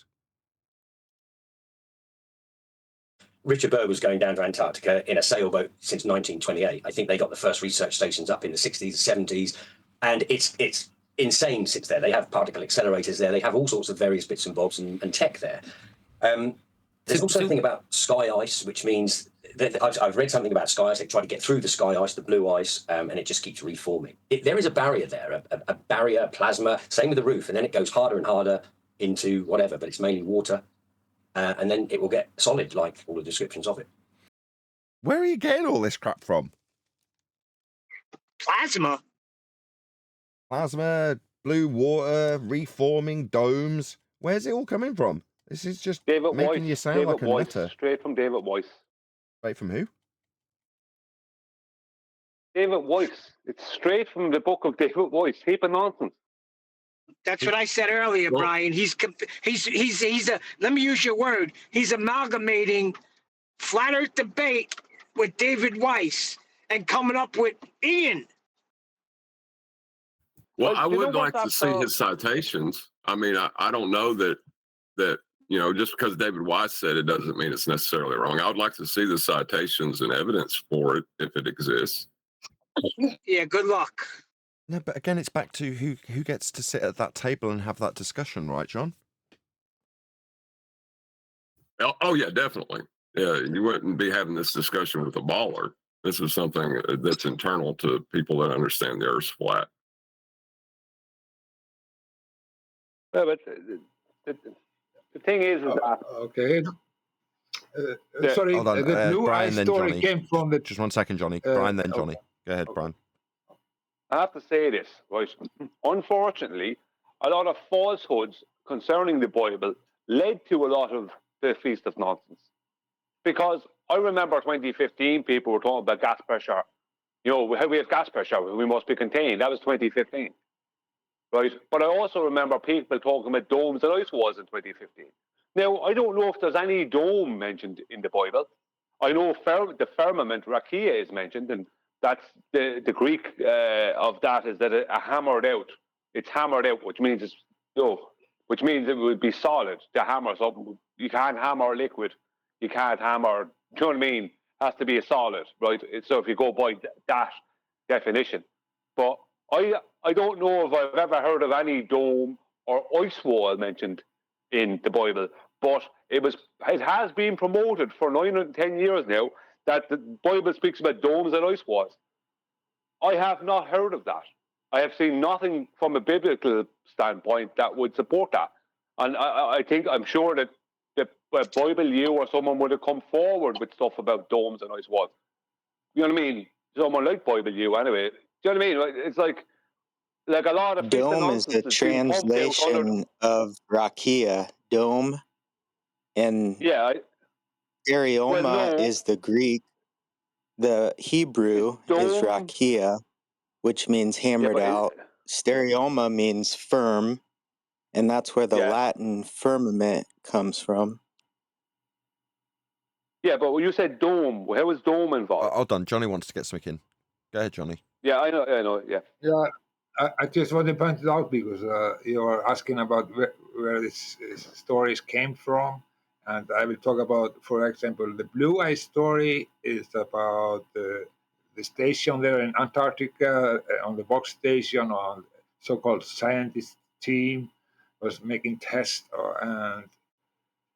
of blue eyes. And somebody that was working there from all the box station was telling the story. He was talking with the scientist, and he showed him the blue eyes. Was not melting, was not looking like ice, and it's like it came from the firmament or from the wall somewhere. That is the story, and it has been circling around the internet. And if it's true or not, I have no idea. I'm just telling you where the story came from. That's all. Fine. I mean, I understand. I'm a Christian. I don't say anything about ice walls. Yeah, there's a time and place, and it's true for Christianity also. If we're going to speculate about, like we just have, the Greek and Hebrew translations that lead us to rakia and roofs and domes and firmaments, that's perfectly legitimate. Once you concede that you can't have a sky vacuum, and that's the only information that's being paid for by us, if you want to take ESA or the States in terms of where they get their money from. Well, we're paying for it. And what are we getting? We're getting deception about what the sky is. So back to my objection to Neil right at the beginning of the show, it was like, why would I be expected to understand what the containment we must have is made of? It's an unreasonable expectation, and it's reasonable to expect that I wouldn't know it given the amount of deception that's being pumped in of a great cost to deceive you into believing it's something it isn't and can't possibly be. But we don't need to have the speculation about how high it is or what it is. We aren't expected to know, we shouldn't reasonably be expected to know, but to demonstrate how their positive claim that it's a sky vacuum is false because we're experiencing gas pressure, therefore we must be under containment to achieve said gas pressure and the dynamic systems that go along with it, just in case somebody hasn't heard the ultimate straw man rebuttal when they tell you that we've got a gas pressure gradient. Yeah, you still need containment to develop gas pressure, to develop a delta of that gas pressure. That would be a gas pressure gradient, just in case that gets dropped in the comments. You can timestamp where I've addressed it. Nevertheless, we must be in containment. We don't know what the sky is. That's the end of sky vacuums. We may speculate as flat earthers now we know the sky isn't a vacuum and we're not travelling out to the lights in the sky about what it could be. But you have to have a ticket for that table. Well, you know the way people come up with the gradient thing. Oh, how come we have a now? I went through that in that presentation I did in 2019, and I am going to do a more updated one because it's a good presentation to do, and I have information now I didn't have back then. But besides all that, this thing gradient. How come there's a gradient? Right? No, it's not a gradient. Like, it is a gradient, but it's not just a gradient. We have a dynamic. We're in a closed dynamic system, right? So we have gas cycles.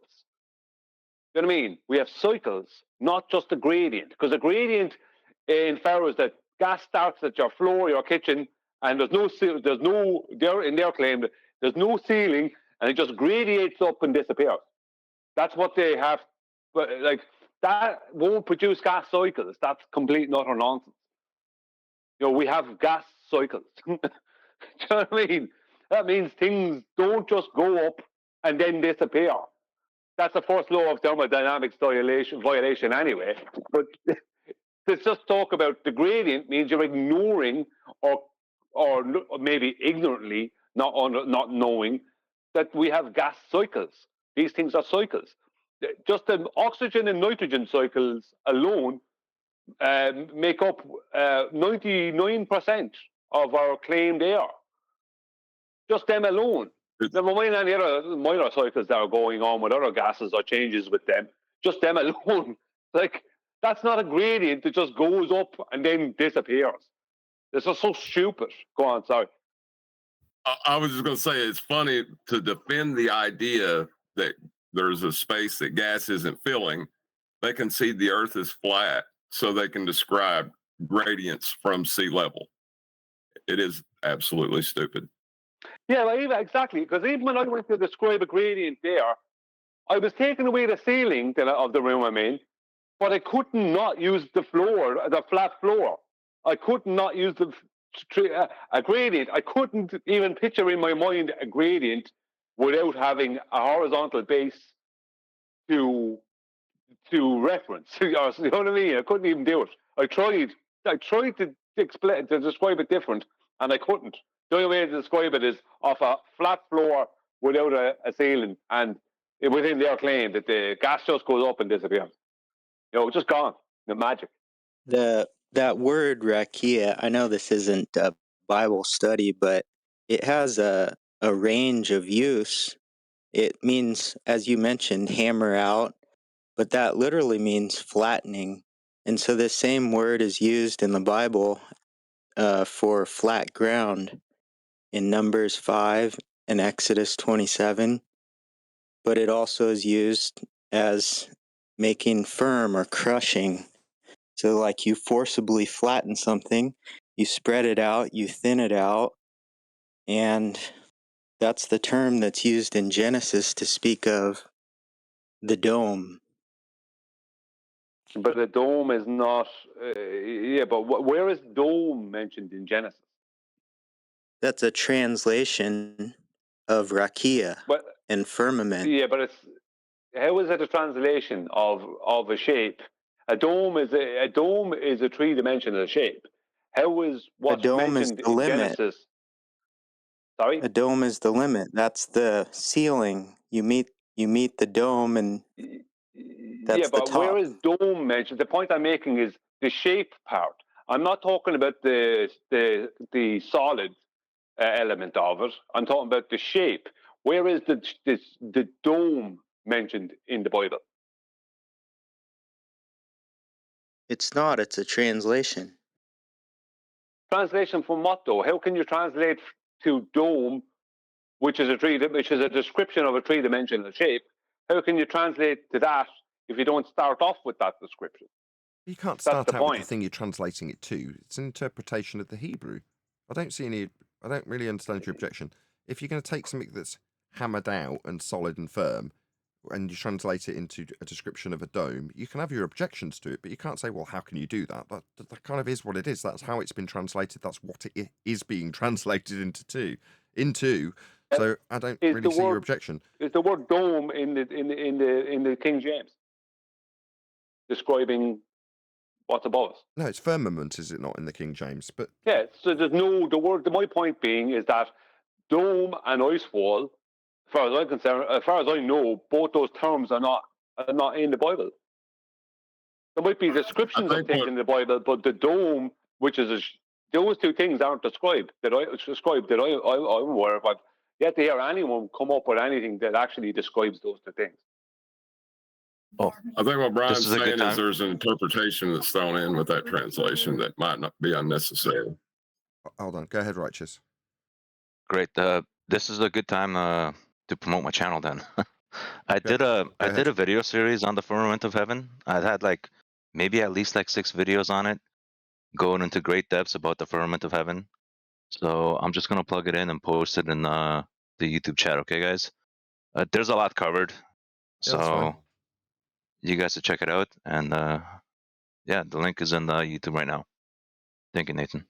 Yeah, I'd rather keep the discussion going. I mean, we may get back into... I'm running to watch it. We may get back into Ian and his discussion in the after show. And for the time being, we're talking about sat at that table speculating. And because of Ian's tact in his discussion, we are now speculating about it and going through some of the translations and the origins. But I do want to stress that that isn't what we're about when we're pointing out and critiquing specifically that discussion that Ian's having in that moment. You know, while we might all be at that table now, there are onlookers to the table that aren't, you know, holding a ticket and having the discussion, you know what I mean? In other words, when we speculate now, and we are, about what the heavens could be, the sky could be, the dome could be, there's going to be people in the audience that do exactly as we're critiquing Ian for, which is to say they're going to latch onto it. You know, unless we every 30 seconds say, but don't forget, you can't have gas pressure without a container, people will latch onto the bits that they want to latch onto to critique because they don't want to face the awful truth of space being fake. You know what I mean? Yeah. Yes, are the Christians responsible for that? I'm just trying to understand. Was it them early in the flat Earth debate discussion that were declaring ice walls and dome? I understand maybe dome, but I don't understand. I never heard it from Christians about an ice wall. Well, I can't say it was I couldn't say it was directly Christians, but I remember it being packaged as in, it even talks about a dome and an ice wall in the Bible. And it was packaged like the Bible talks about domes and ice walls. And I have never seen any evidence that the Bible describes a dome or an ice wall. It describes a firmament, and it has other descriptions to do with the earth, but it doesn't describe specifically a dome, which is a particular shape, and an ice wall. It doesn't describe any of those that I'm aware of. And it's just it seems to me like that the Feast of Nonsense kind of latched onto Christianity 10 years ago. And that's why we have a situation now where you have this lad, what's the man's name? Noel, is it? Or the guy who was just been on a video there. I can't remember the man's name. Ian. Richard. Ian. We have this lad, Ian, who's talking about gas pressure without a container and then flip-flopping between that and the stuff to do with the Bible, and then talking about an ice wall and a dome. It's even I'm not decrying that an ice wall and dome there could be. I could actually give a better argument than almost anyone for that. But that doesn't mean I can prove it. The point that I'm making is that the Feast of Nonsense rode in on the horse of Christianity, whether Christians wanted it or not. Whereas both those things like the gas pressure without a container was around in 2015, but so was domes and ice walls, and them being in the Bible. Both those things were simultaneously around in 2015. It was just dependent on what direction you went in. People like David Weiss went towards the domes and the ice walls, whereas people like me and ye went towards gas pressure without a container. You know what I mean? So it came down to the person, what direction they took. But my point being is we would have been so much better off if we just stuck with things like gas pressure without a container and keep all that other stuff out of it. We would have got so much further, I think, in the long run. With the term dome, you're ascribing to that a geometric, and that's your objection to it. But dome, we have a visible arch of our visible realm, and then it hits a limit. That's our dome of vision, right? We don't have. We don't have a limit of vision? We have a limit of vision, but we don't have a dome. The dome part. Yeah, the limit of vision is the dome. No, you don't. No, you don't understand it. No, that's the celestial dome model is an orthographic model. That's the only way that they could describe orthographically perspective of the sky. So you're saying it's described, but we don't have it? We don't have you don't have a curved sky. I don't see a curved sky. I don't look out and see a curved sky. The limit of your vision is a dome, and everyone has it. No, that's a way of describing it. It's a way of placing perspective into an orthographic view. Perspective view of the sky into an orthographic model. There's no such thing as a dome sky. The sky, if there is a dome, when you go outside and look up, when you go outside and look up, there's no limit to your vision? There is a limit, but the limit to my vision has nothing to do with the dome. The limit is the dome. The limit is the dome. No, the dome is an orthographic description of perspective and that limit. Well, you can't get the dome without applying celestial refraction, which is not something you see, it's something you apply to create the dome. So no, you don't see a dome. You don't see the dome because that's the limit of your vision. Yeah, but you don't see. I think absolutely see a dome. I mean, when you look up at your zenith and then the stars rising from the east and going to the west, it appears the dome. I'm not saying it's actually doming, but it looks like it does. I've never seen that, and I've looked. Honestly, I'm whatever you see. I look up. I don't see a dome shape. It looks flat to me. Yeah, it looks more like it's a horizontal plane. Yeah. If it appeared to be a dome, you would not have to apply celestial refraction after you got close to the horizon. That's the thing. You're not seeing a dome. The dome is being created using celestial refraction. The dome is basically a protractor. That's all it is. The celestial dome model is based off a protractor. Because the protractor just takes perspective, which is angular, basically different angles of view, and places it into an orthographic tool. That's what it is. I mean, if someone out there says they see in a dome, that's fine. I can't disprove that how that person sees. I don't see that. I've never seen that. I see a flat sky. That's because that line, that limit, is where your vision stops. Beyond the firmament, beyond the rakia, you can't see that. Yeah, but that has nothing to do with the firmament. If the firmament was a dome, yes, it does. That's what you're seeing in the sky is that's not the limit. That's the barrier. No, you're missing the point. The firmament you're talking about there, that would be over anything we're seeing in the sky. That wouldn't be what we're seeing. No, the stars are in the firmament. Well, we don't know that, right? We only know what we can see with So you don't know there's a celestial dome when you look. No, but so you're saying that You're saying that the whole Earth has a diameter of 10,800 nautical miles. That's what you just said. No, that's not what I Then we can said. I travel to said the you end of have it. a limit of vision that is a Yeah, but celestial dome, and the are you stars are in trolling that at this stage, dome. or what's going on with you? Because this doesn't make any sense. You have to be trolling It at this doesn't point. make sense that you can't see beyond the stars. The stars, what have No, they got to do with? What have they got to do with a claimed solid dome? the celestial dome that you're talking about is after you apply a mathematical formula to transform it into that. You do not see it. I'm sorry. That's the point. That's the limit. You don't see beyond the But firmament. the limit has nothing to do with what's claimed to be the firmament in the Bible. Your limit That's of what vision has nothing to do with that's that. what the barrier is. It's a limit. It's a It's a physical dividing. limit, not a visual limit, though. I mean, you don't see the claimed firmament, right? The claimed Why does firmament it have to be is not either connected or? to Why your can't it be limit of both? vision. Sorry?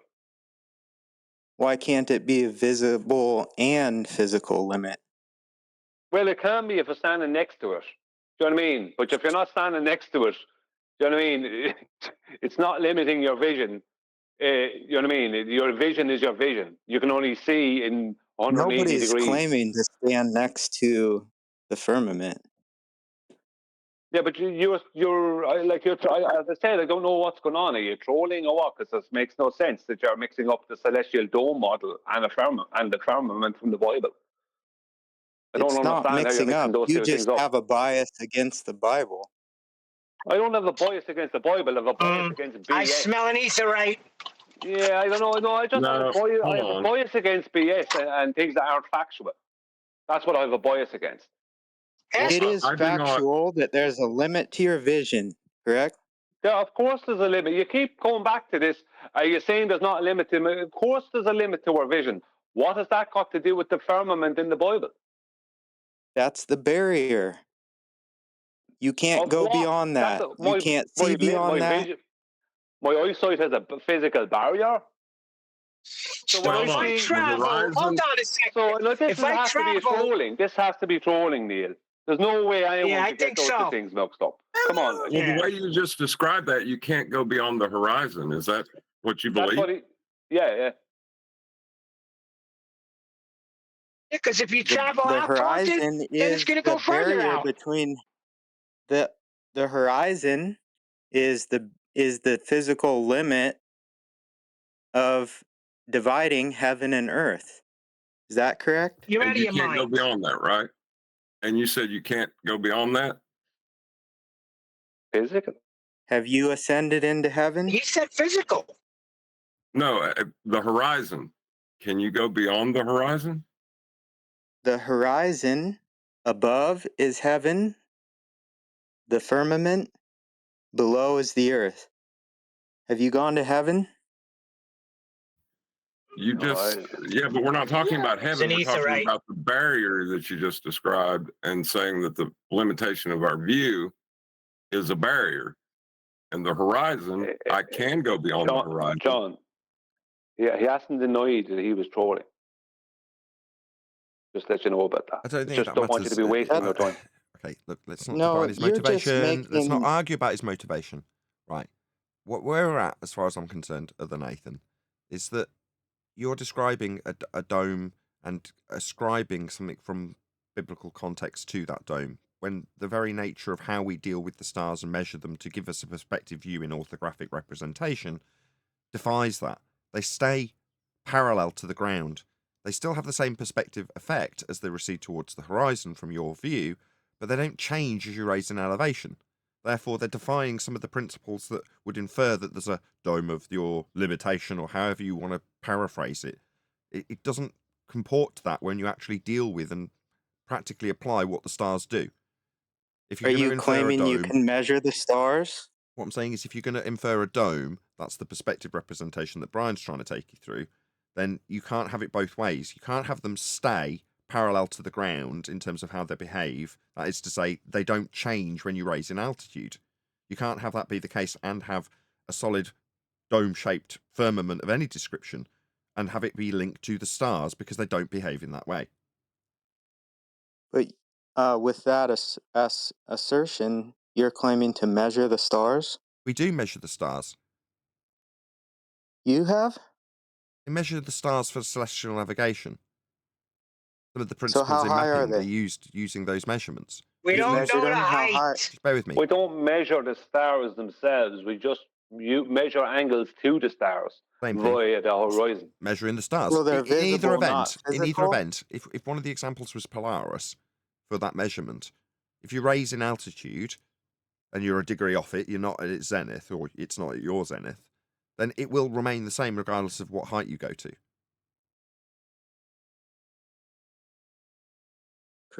I agree. Therefore, it can't be inferred to be a solid dome limitation of any description, can it? If you're going to utilize the stars to infer that. Why can't it be a limit? Because that limit would have the effects of a limit imposed on it. It wouldn't change with altitude if it's attached to something. The stars, that is. Now, those are the only things that we're going to practically apply with knowledge when it comes to the sky. So beyond that, all you've got is your speculation. Now, you can refer to the Bible for your faith in that speculation, but it's still speculation regardless. But you still can't measure the stars. You're trying to connect it to practical applications of the stars. Now, when you describe the dome, and Brian juxtaposes it with how that is just a description in an orthographic view of the stars, that can't be connected to it having a physicality in terms of a limit that you would call the firmament. I could use the same argument against the container for vacuum. What argument for what container against what vacuum? There is no vacuum. We must be contained. We're at pressure. But that doesn't connect to saying it's a limitation called a Rakia, firmament, dome. You can't assert what it is. You just know we're under containment because we have gas pressure. That's it. That's the end. What's the difference between saying containment and dome? Because containment is not an assertion of what that containment could be. Dome asserts that you know something about it.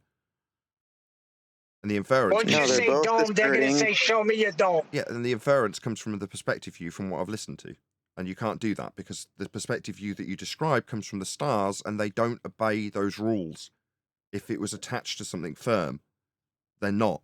They don't stay they stay the same when you raise in elevation.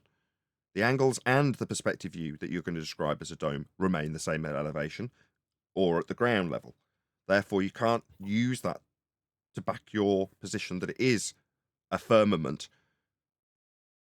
Containment, fine. Well, he's saying the stars. Wait, he's saying stars are attached to the firmament. No, I'm saying that's how it logically moves forward with his example of the perspective view.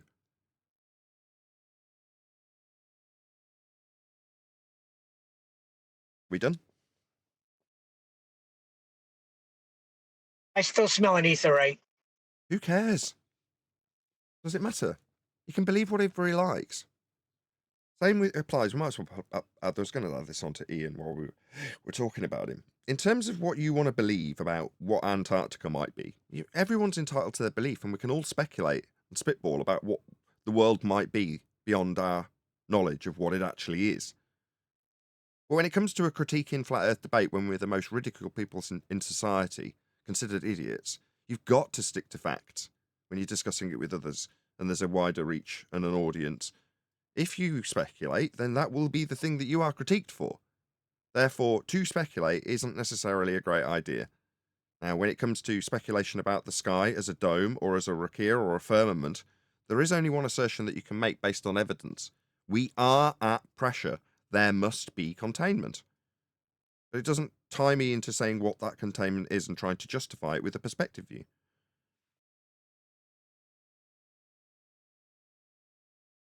Any more for any more? No? Do a bit more of Ian, shall we? So do you think the people who know, who don't want us to know, have ever been there? Funny you should say that, because a few years ago do you remember people started going down there? The Pope went down there, John Kerry went down there, I think a couple of presidents went down there. I don't know why they went down there. I don't know what sacrificial nonsense or ritual they were doing. Or maybe they That would, if I was a glober, I would latch onto that. What does he mean down there? He's talking about Antarctica and what they may or may not have found there, and what rituals they may or may not be performing down there. Now, me, I would just latch onto that if I was a globe believer. This guy's a nutter. He thinks they're performing rituals in Antarctica. Yeah. Whereas if he was talking about a new world, still colloquially described in that territory as the new world, then there'd be no discussion. There'd be no debate. You wouldn't end up looking like a nutter, speculating about what might be but in once you sacrificial terms in Antarctica. Oh my god. Sorry.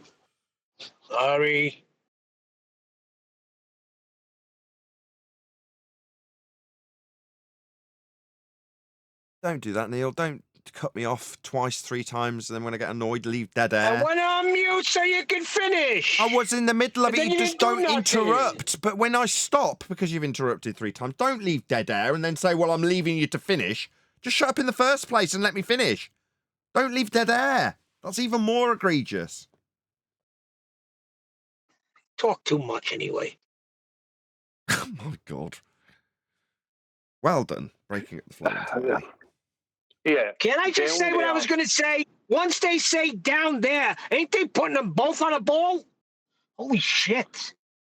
Yeah, down there is not a good way to describe it. Just say Antarctica. Don't say down. You can say out, and then you're more correct. But just say Antarctica. Everyone knows Antarctica. They know what you're talking about. Hey, there's an interesting little... Hey, do you remember when we point out that they've got an edge and we have a false dichotomy edge? Well, this is an interesting one, isn't it? So when we're talking about northeast, south, and west, we would say out if we're referencing north, or in if you're referencing to travel to north, right? Out and in, as opposed to up on the top of the ball or down under in Australia. Now, why have I just reiterated all that? Well, because John, over the last couple of months, has been pointing out that when you're talking about gravity, they talk about downward forces, downward biases, and it's a vector with respect to a horizontal plane of reference. If you're a globe believer, you should be talking about in and out. So there's what's the word I'm looking for? I can't remember. It's not a comparison. I can't remember. I'll think of the word later. It's not important. You've got these 2 scenarios. One where we would assert that you can't describe down because it's begging the question of a hemispherical assumption. When you talk about down on a ball, it should be in and out, because that's how you're actually traveling when you travel west, north, south, whatever you're traveling. Yeah, with a system that's derived from a flat plane. Whereas when we talk about their gravity, it's in, out, as opposed to up and down, because up and down, as they describe it, has a flat plane that uses it. Anyway, I'm done. Well, I don't know what you mean by in and out. I understand what you mean by in and out when it comes to a globe, because it's into the center or out from the surface. That's that, right? That's the way. If you look at how the description of gravity, a force of gravity. But what do you mean by in and out when it comes to north, south, east, west? They're just directions. Well, north is considered to be a fixed point, and all other positions are relative to it. It would be in and out with respect to a flat plane. But up and down on a ball. That's my point. Yes. Yeah. Yeah, they've switched their terminology and stole ours. Did you say that north is a fixed point? Yes. It's one of the It's in only... the center, and from the center, it's in to the center and out from the center. That's so simple. I understand that, Johnny. I do understand that, but I'm saying we don't describe directions in that way. Just one sec. What was your objection, Nathan? That if you say the North Star is a fixed point, then you have a firmament, a rakia, a dome. Why? A limit. Sorry, because Polaris is a point that you can reference that doesn't change, we therefore have a dome. Make that make sense to me, please. That if you have a firm limit, then that's your dome. That's your yeah, that's just saying the same thing. Dividing point. Why? Because that's how you describe it. No, that's how we describe the light in the sky that doesn't move as you approach it until you reach its zenith, and then you're below it. And as you move away from it, it recedes to the horizon. That's all it means. It doesn't mean anything to do with. That's your rakia. limit. That's your dome of vision. That's also the barrier. No, that's not your dome of vision. It's your dome of vision if you're at Polaris at its zenith. If you're directly below Isn't that Polaris, what latitude is? Your vision? No. Are you deliberately trying to get on our nerves? Hold on, Neil. Latitude is not vision of Polaris. If you're at Polaris, it is. That's what I was about to say before you cut me off. If you're going to describe that dome of your vision, then you can describe that dome of your vision and correspond it to a point in the sky that doesn't change, therefore arbitrarily matching the two together, your perspective view. But that doesn't match to any system that you're going to derive. The system that you're going to derive is the effect of Polaris receding towards the horizon as you back away from it at a measurable, in a measurable way to its limit at what is called the equator, giving you a concentric circle system. But that's not. But No, in terms of how as it far recedes as the I know, horizon, you're going to watch it do that. But that doesn't represent the dome of your vision, the latitude as far system. as I know, nobody's ever been to the ground position under Polaris. Yes, that's true. But what's that got to do with it being representative of a dome? Why does that have any correlation to the limit of what the sky may or may not be? It correlates exactly to what we observe. What you guys are, or what one of your main arguments on celestial navigation, that the angle to the limit is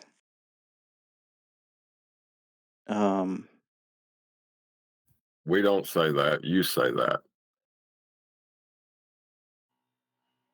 It's Are you talking measuring about the Earth. Are you talking about the personal dome, your view, how far you can see around you, and everything is a dome? Just looks It like a does dome. correlate to latitude, correct? You Can't say stand that. that personal dome. What do you mean it does correlate to latitude? No.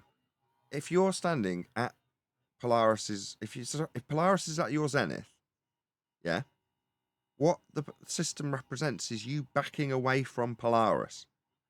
Nobody can stand at the zenith of Polaris. Okay, that's what the system is. How do you know that?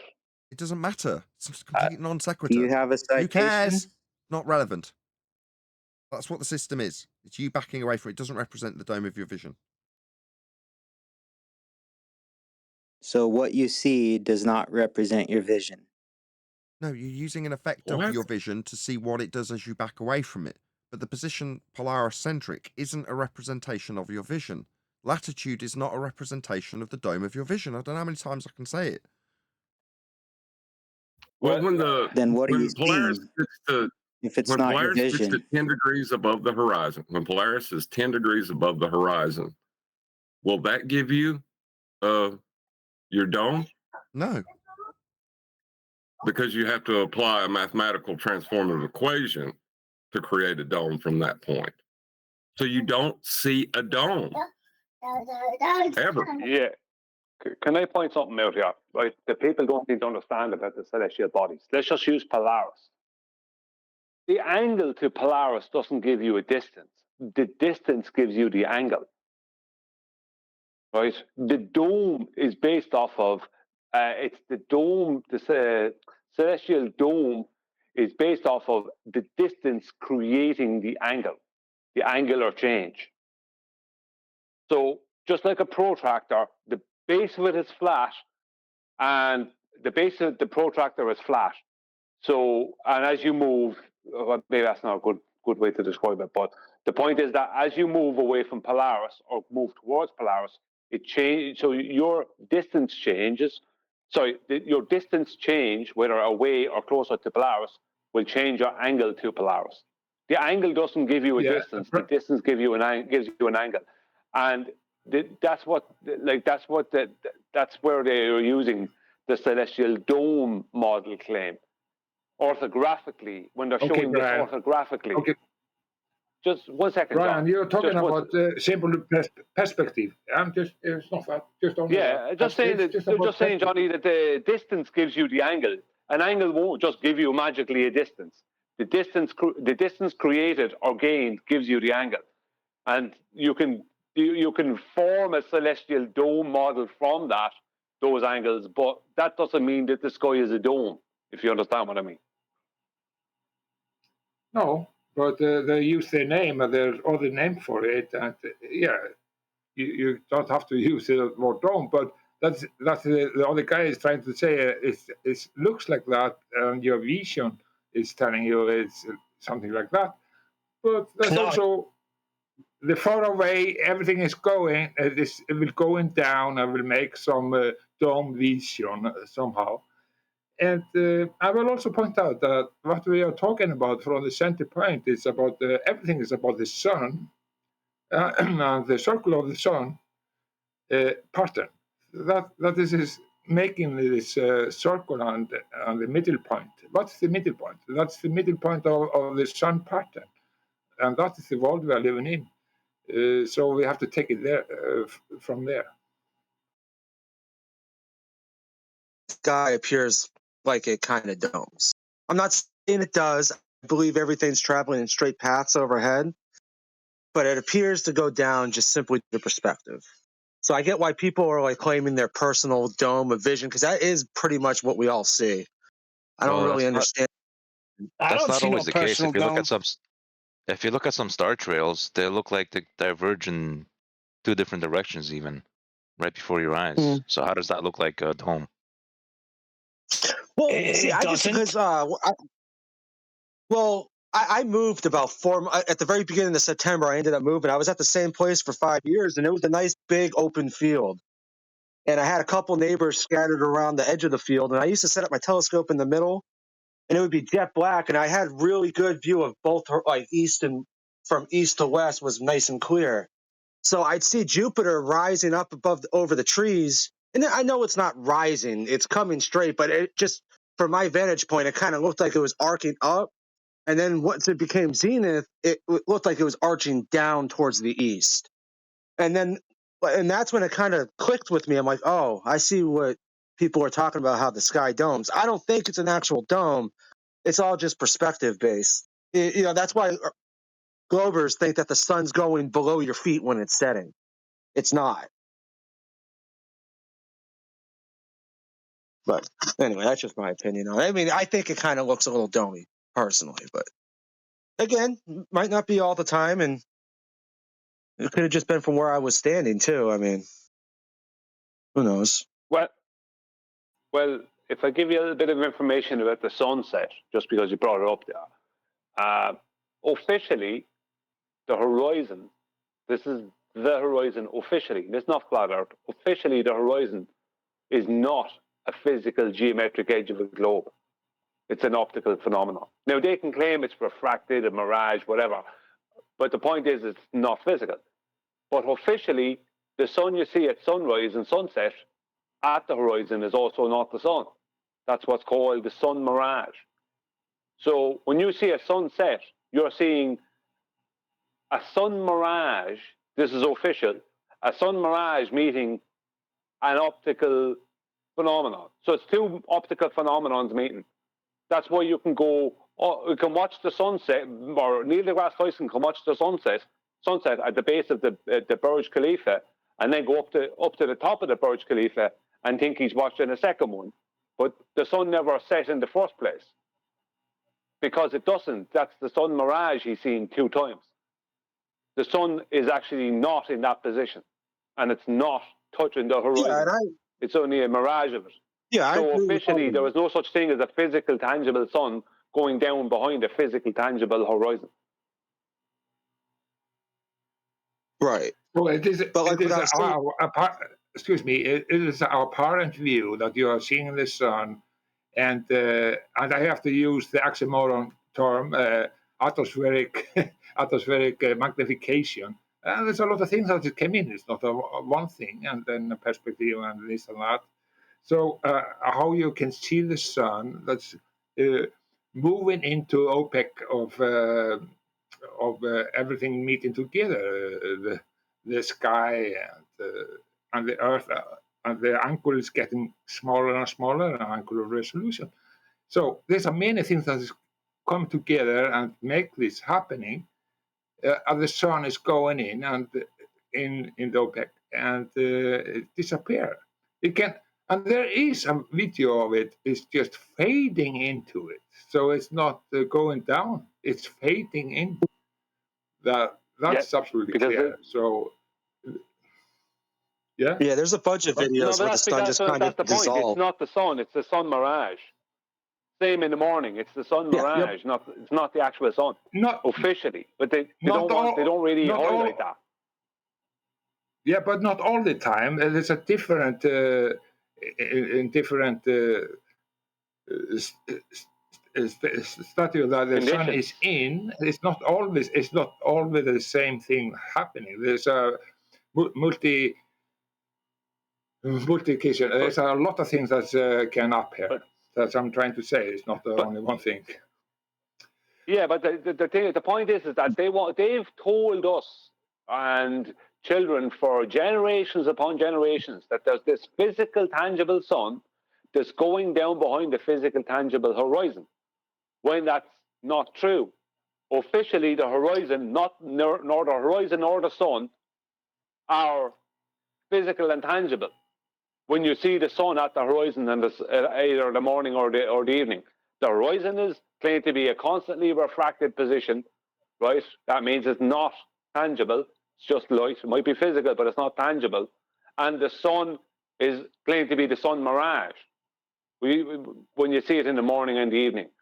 So you're not seeing the sun, the actual sun and horizon meet. You're seeing a mirage of the sun meet what's claimed to be a mirage of an horizon, right? Regardless of what they want to say, the point is that there is no sunset or sunrise like they want you people to believe, and they know there isn't, but they're still promoting. Brian, it has been debunked, and I'm saying there are multi reasons. What is happening is not only one thing. There's a multi things, and it has been debunked.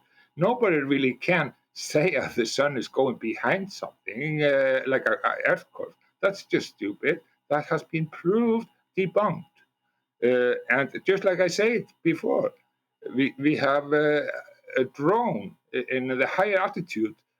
That is very easy to show us. The sun is fading into OPEC of the distance. And also, I will talk. You were talking about the perspective and your presentation. I listened to your presentation on the QE, and you said the perspective will not co-work over the globe and flat Earth. That might be not the right way to say it, because of course perspective is not only one thing. The perspective is always that you see, and if you're on a globe, the perspective will work. That you have to say. No, you're missing the point, Johnny. Listen. I'm come to the point. Take it easy, man. I'm come to the point. That you have to say the long distance that we have to go to and to see the limit of your perspective, then is over long distance they can't work or coexist with the globe and flat Earth. That is the right word to use, not a perspective cannot work on a globe. That's the wrong way to say it. You have to say the right way to say distance. You have to listen. I have listened to you. No, it's the right way to say it, because I'm showing and proving within the presentation that perspective and our curve cannot coexist together. Only one of them can exist. That's the point. Using the math, but you always only have one a of them can perspective. exist. It doesn't matter where you are. Okay, I will clear what I mean. Yeah, but I hope you will listen. Yeah, but Johnny, what you're doing is you're taking a facet of reality and you're moving it into a fantasy. A lot of people do No, that. okay, A lot of flat earthers do that, and that's why a lot of flat earthers find it hard to accept that perspective and our curve can't coexist together. But that's what's happening. You're taking something that is real and you're somehow amalgamating with something that isn't real. No, the thing that isn't real, the maths for that are the hijacking of the thing that is real. So the two can't coexist together. If perspective and our curve existed together, then a 6-foot object will disappear 1.8 miles away for an observer with the rise at 0 degrees. But that doesn't happen. It takes 3 miles for that thing to disappear. So that means the two of them can't coexist. So only one of them can be responsible for the disappearing of the 6-foot object. We know perspective exists. So that means our curve can't. Because they can't coexist. Yeah, but then that's the point. You have to understand what the word perspective means. You have always perspective to everything. And just listen to me now. If you have a lake in front of you, and in the end of the lake you have the mountain, that will not give you any the longest perspective view of distance, because you have the mountain in front of in the end of the lake, right? Therefore, but you will have a perspective to it. You have to understand I'm right on this issue. So you have to say for the longest distance perspective, it will never work for globe. That's the right way to say it. No, it's not. The right way to say it is exactly how I'm saying it. Because see that mountain on a globe, see the mountain you talked about at the other side of the lake. On a globe Earth, that doesn't change in angular size. It doesn't change its actual size for the observer. It stays exactly the same size. It just goes over our curve. Again, because the lake and the mountain is very close to you, you don't have a small angle or long distance view to the mountain. It's just a small lake, and the mountain is in the end of it. So you have a very, very good angular resolution to the end of the lake, or to the beginning of the mountain. So it's not up here. You're missing the point. You're saying. But Johnny, you're back to dealing with reality and then trying to amalgamate it with something that isn't reality. I'm showing mathematically, it's a mathematical disqualification. That's what I'm showing, is using the maths for angular size change with distance and the maths for our curve. The two of them, if you try to amalgamate them together, it doesn't work in reality. Only one of them can exist, and only one of them can be responsible. And the only one that can exist is angular size change with distance. It's purely you're taking reality and you're trying to somehow imagine it in a world that isn't reality. But that doesn't. I know what you're trying to say. I understand. Ballers perspective.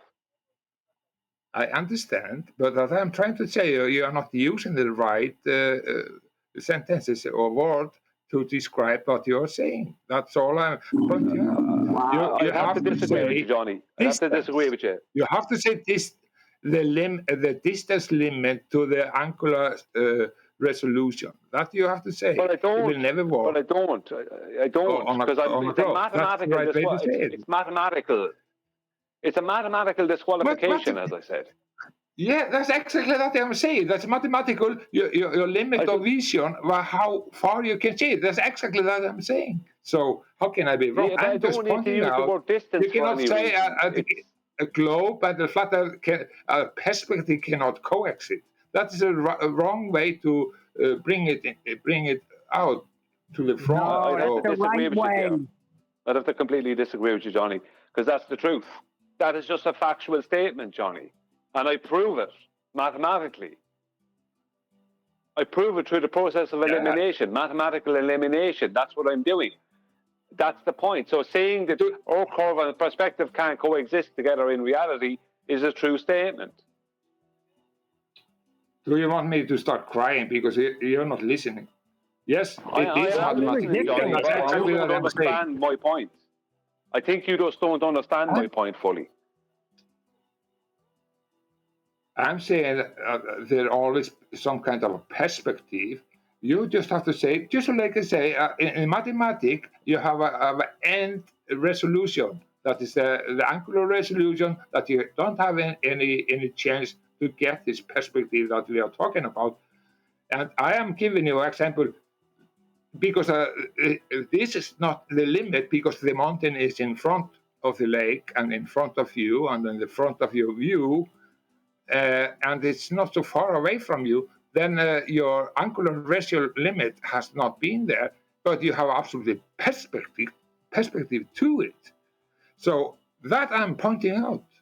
So you have to say the limit of your view and perspective is of you that you can see in reality is the end of the limit if you're seeing over the sea long way and nothing is in the way in your front of you of the view that you are looking at.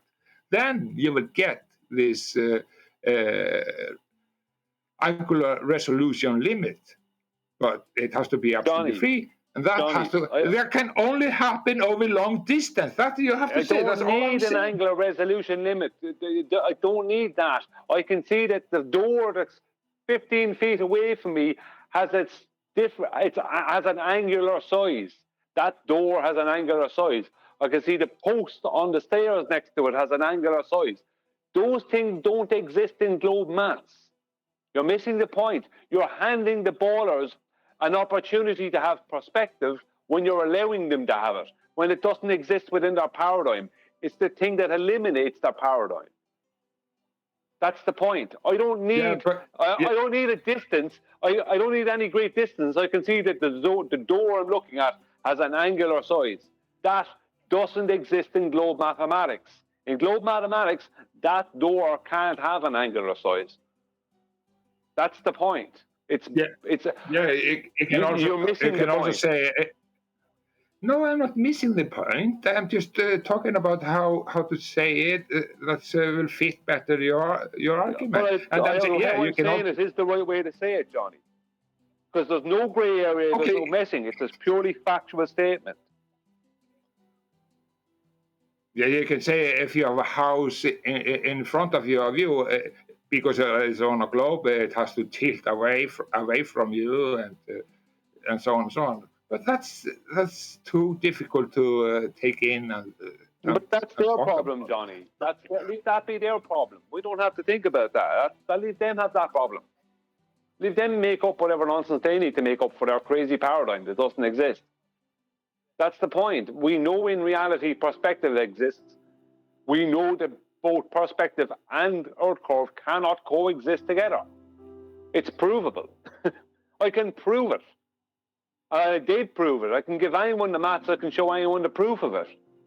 So that means Earth curve is mathematically eliminated. Why would I want to be talking about how they could have a little bit of perspective? No, they don't have it full stop. I don't need to describe it differently. How I'm describing it is the way to describe it. I'm sorry, but I completely disagree with you there. Yeah, there's nothing to disagree with, because you always, it doesn't matter where you are and where you are in the space or a room or where you are, you have always some kind of perspective. So you cannot say it cannot coexist. What is perspective? Everything that you see in front of you, and if you're on a ball, you also have some kind of perspective. No, but they will you never don't, work. Johnny. You're not listening.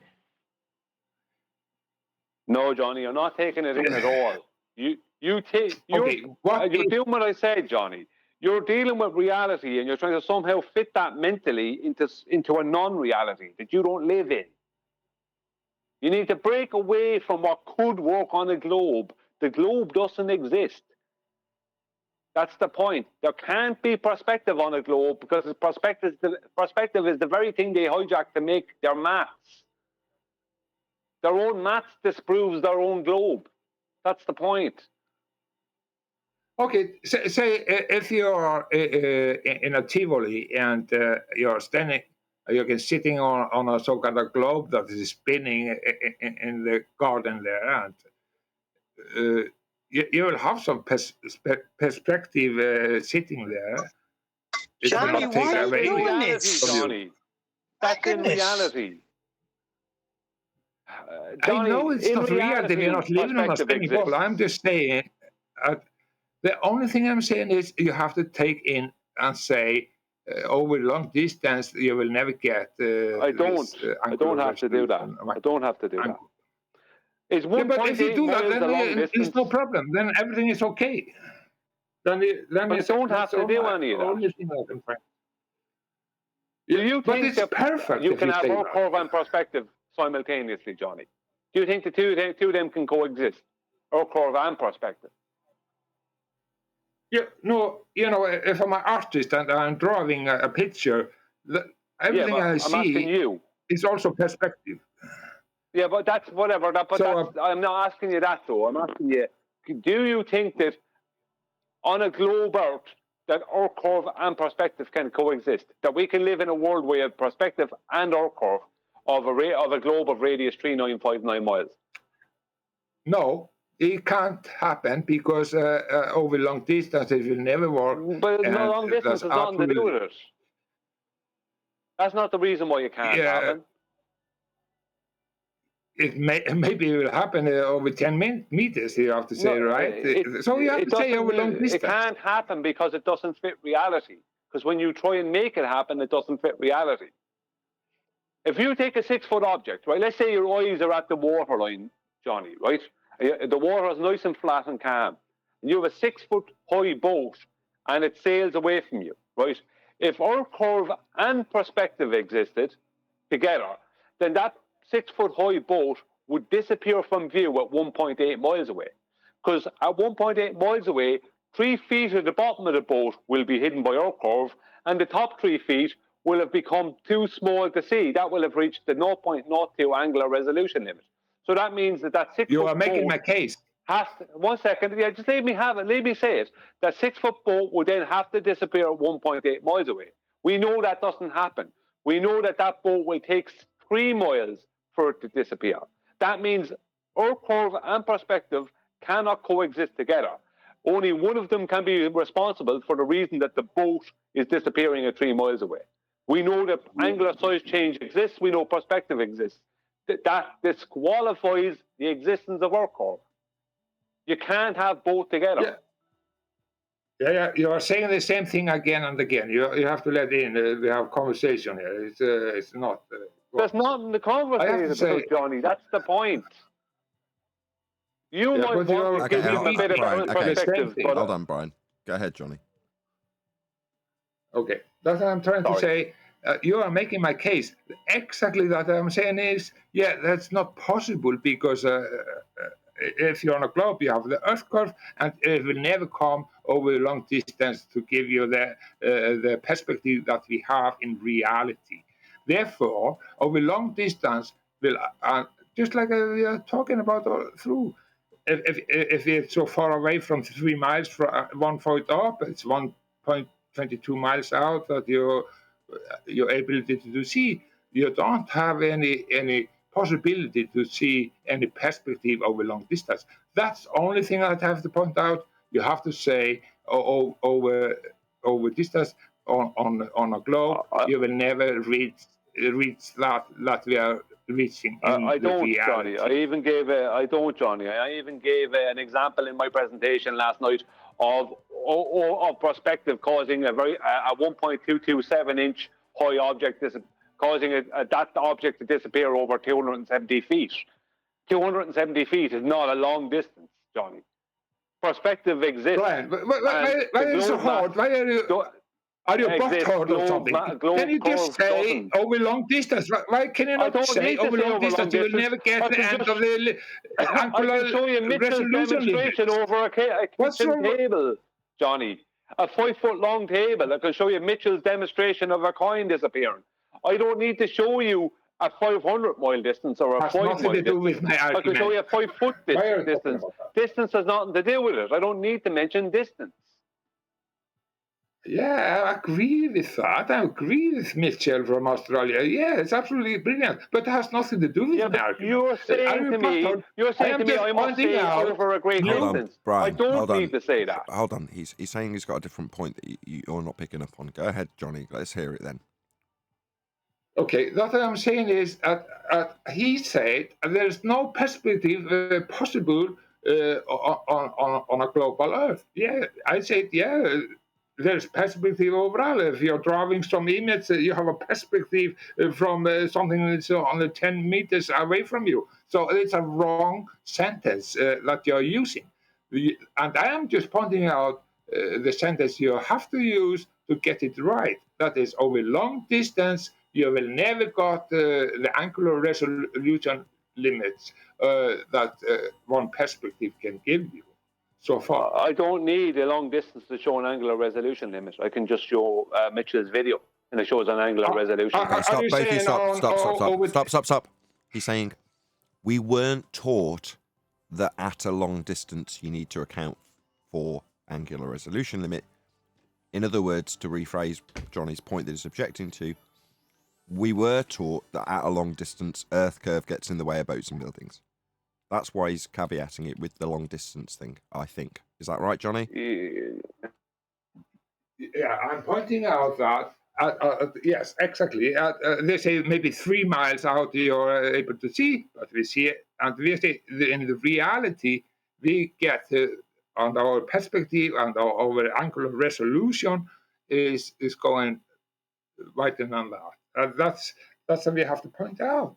That's something. Not that you were saying, Brian, is a perspective can coexist on a flat Earth and global Earth.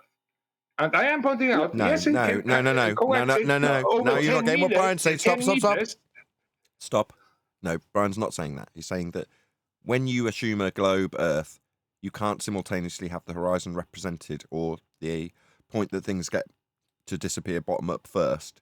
You can't have that be causally linked to Earth curve and also have an account of perspective simultaneously. The two can't coincide. You can only have one or the other. It's either Earth curve is real and perspective doesn't exist, or perspective is real and Earth curve doesn't exist. That's Brian's point. Oh, but Nathan, he never said the horizon. He said just the perspective just can't work. I'll state my claim, John. And I'm pointing out that's not quite right. Hold on, Johnny. Just because it's his claim and I've paraphrased it for him. Go ahead, Brian. Yeah. Our curve and perspective cannot coexist together in reality. Only one of them can exist. And I have shown that and proven that. Only one, through a process of elimination, that only our curve can exist. You can't say, well, if we were on a globe, you'd have some perspective. No, then you're going into fantasy nonsense. Only one of them can. Johnny is critiquing me for saying that our curve and perspective can't coexist in reality together. He says I have to say, but at a distance they can't. That's what he's trying to say. And I'm saying I don't have to say at a distance, right? Because I can show it over a kitchen table, Mitchell's kitchen table. I can show perspective. I can show, through my example last night, I showed how a 1.227-inch object will disappear at 270 feet based off of just purely by angular resolution. I don't need a big distance. It's not about distance. It's about whether the two things can coexist mathematically in reality, and they can't. Only one of them can exist. And the one that can exist is perspective.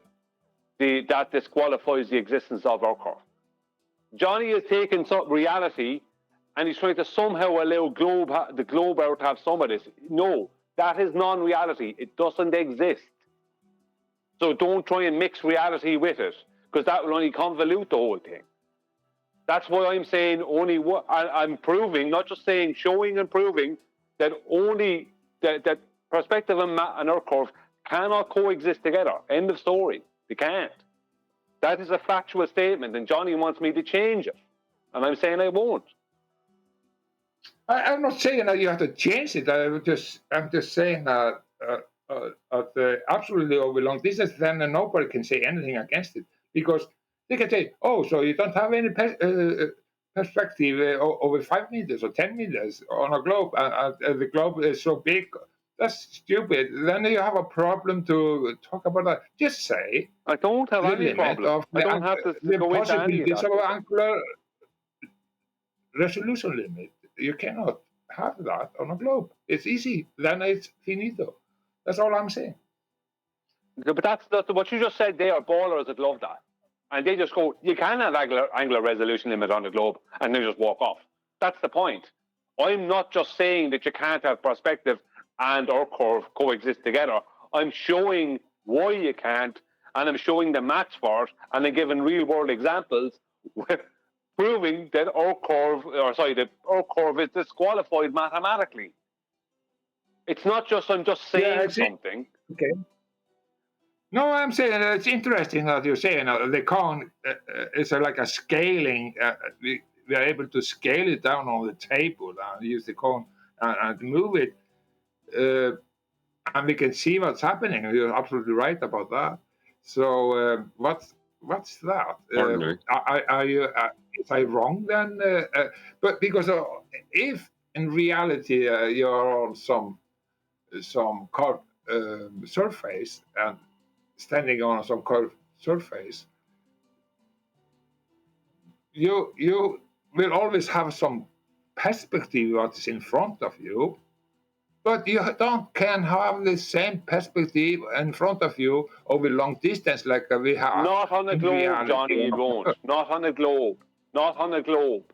On a globe, perspective doesn't exist. You're not getting this.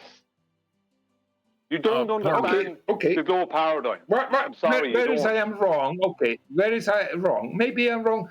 You're able to show that over the table, absolute flat table with cone, and you're moving it just like Mitchell did. No, that's not even the point. Hold on, go ahead, Johnny. So there's a good point that you're pointing out there. So you are saying that it has to be flat to get any perspective at all. But I was more thinking about in all view and living like a human being. Of course, it's not reality. We're not living on a globe or so. But if we are on an artificial globe somewhere and we are standing on it, somebody has built that and I'm standing on it, I will have some kind of perspective, because a perspective is not only about the perspective that you're living on the Mother Earth and over the sea. There's all the kind of perspective, and if you're an artist and draw a picture, you have some kind of view and perspective to that also. So don't forget it. Don't take perspective just like a one thing, but this thing that we are talking about over long distance over the surface, it has to be flat to get this effect and angular revolution that we are getting. Yeah, but you said a minute ago, John. I want to use the right sentence. But you said a minute ago, if we were on a globe, then you'd have some perspective in front of you. No, this is the point. You are being hoodwinked into having that imagination. There is no globe. It's debunked by perspective. Perspective cannot exist within their paradigm. There can't be perspective in front of you in your kitchen. There can't be perspective at 10 miles away. There just can't be perspective. Within their maths, perspective can't exist. That's the point. They hijack perspective. I'm trying to... Okay, I'm trying to get it. I'm trying to agree with you about that. I can see I have some rednecks. You're right about something about it, but I'm not buying it, absolutely. You know, we have a philosophic perspective. We have this and this and that, and we are using the word perspective in no, you don't. Many ways. When did you ever have? When did you ever have heliocentric perspective? Tell me when you ever had heliocentric perspective, considering you live on a flat Earth. Now I understand how right I am, because people understand the word perspective in many ways. It's not only for one thing.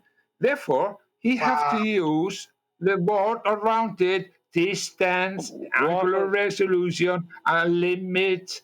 He has to say all the things to get it right. So There's no misunderstanding. I don't need to talk about how people might be standing on a globe saying my perspective is on the such and such a topic that blah blah politician. I don't need to do that, Johnny. When I say perspective and our curve can't coexist together, everyone knows exactly what I'm talking about. I don't need to use the word angular resolution limit. No, not really. The term. Go on, not John. really. There's misunderstanding there. So you're wrong about that also. There is a different understanding of that. Johnny, you said that they claim that Earth curve obstructs things at distance, but they claim that there is a tangent point at your feet marked in the mathematics as surface level. So distance is not part of the argument unless you're talking about where the geometric horizon would render relative to your eye level. And we should never talk about the tanking point. That's for the round ball, and then we cannot talk about perspective in that. Exactly. Because that's Brian's point. That's Brian's point. That's what he's trying to drive home to you, which is to say that when you've got an object in the mathematics of Earth curve, it doesn't change in size. It excludes perspective and takes what is an angular relationship, the difference in angle that's created as you raise an elevation with respect to a surface level, to give you a point in the distance that's marked with an X and labelled horizon, and then the mathematics thereafter claims obstruction at that point below surface level, needing a flat Earth to calculate it. That does not include perspective. It's hijacking perspective. So there is no point in any globe context, Johnny, that there's a perspective claim to be made or described at any stage. It can't be. It can only ever be attributed to one thing. That's Earth curve below surface level by an inference when deriving surface level and eye level differentials. Yeah, I'm agreeing with you. I agree. Hold on, Johnny. Just one sec. Go ahead, John. Okay. Oh, okay. Well, yeah, I'm just drawing the conclusion that Brian's point, as he stated it, stands. Not really. Yeah, of course it does. It goes without saying. Yes or no. Calling it. Hold on, Johnny. Johnny, you say no. We've been calling it the perspective hijacking Earth curve mathematics for a long time. The orthographic view excludes it. Brian's point that it's a true dichotomy stands because people assert that we have got a sphere beneath our feet. Therefore, the assertion comes with stringent geometric assertions alongside it that don't include perspective. Therefore, you can't have both. It's a true dichotomy.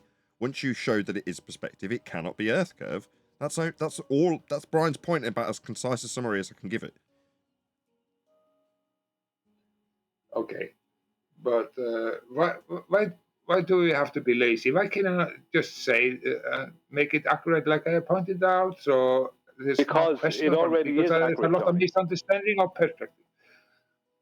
Johnny, I don't have to say that angular resolution limit, the angular resolution limit that occurs with distance, can't exist on a globe. I don't need to say that.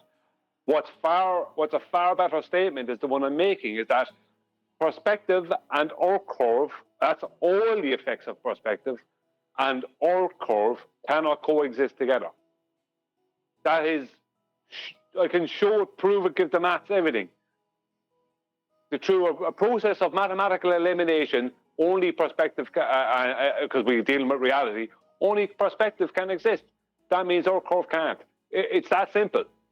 It's a mathematical disqualification of our curve. That's the whole point that I'm making. So I don't need to preface it of what type of perspective or what exact thing in perspective. I don't need to talk about the word perspective if someone's talking about their political perspective. I don't need to do any of that. I only just need to talk about how perspective, when I say perspective in this arena, no one thinks I'm talking about my political perspective. And if they do, I don't care. I mean, they're stupid at that stage. No, I have to say, why not just give the clarification to the end what this is about? Because there's a lot of misunderstanding, and people are thinking in different ways. If you just say it directly right, then there's no problem. There's no discussion. Well, you say it then. Right? I'm going to say what I say, and then you say what you think I should say. So what I say is that our curve and perspective cannot coexist together. Or perspective and our curve cannot coexist together. So what is your critique on that statement? What statement would you replace that with? It's just make questions and say, that's, what is perspective? Just like I said, I have a perspective of things that's 10 meters away from me, and the earth is so big, what can that change? Yeah, but that doesn't matter what they say. That's hold on. No. Brian's asked you to give an alternative to his statement of fact, which is concise and true. What's your alternative if you don't like it? If you say he's just got to say it the right way, what is the right way? I say that so many hours. We are repeating the same thing again and again. It's just say over long distance that's not possible if you're on a globe of 3959 radius miles. That is impossible because you will never get. We are not in real life. We are not getting this angular resolution limit that we are seeing in reality. On a globe, it's impossible. Finito. Nah, Brian's is much better. Yeah, sorry, Johnny. Mine is much better. What you just said there, it goes too convoluted. And what I'm saying, it's very easy to show and prove it. Exactly what I'm saying. I don't have to tell anyone what an angular resolution limit is. I don't need to go into any big, massive, complicated anything. It is what it is. It's a statement that can only. Go on, Johnny. You're going to agree. No, sorry. Okay, I understand. But I think you should listen to me also. Just give more clarification, just few words, and then I can't be more clear than I already am, though, Johnny. Just agree. Just agree, and then I say, okay? Just make it less concise, Brian. Just agree. You say, yeah, okay. Yeah. Johnny, you are confusing the hell out of me, Johnny. I don't know what your debate is right now. Why are you resisting this? I'm not resisting. I want more clarification and more be accurate and. You can't be any more clear or accurate than that. No, there's Johnny, another question. Johnny, are you saying that ballers say that Earth curve does not obstruct things at unless it's at distance? Is that what you're saying?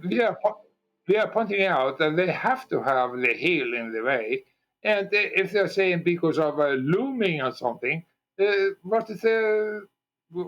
So the looming is happening all the time? No. Every refraction is not living. It's always changing. It's changing from hour to hour. So they cannot have any standard refraction or looming or whatsoever.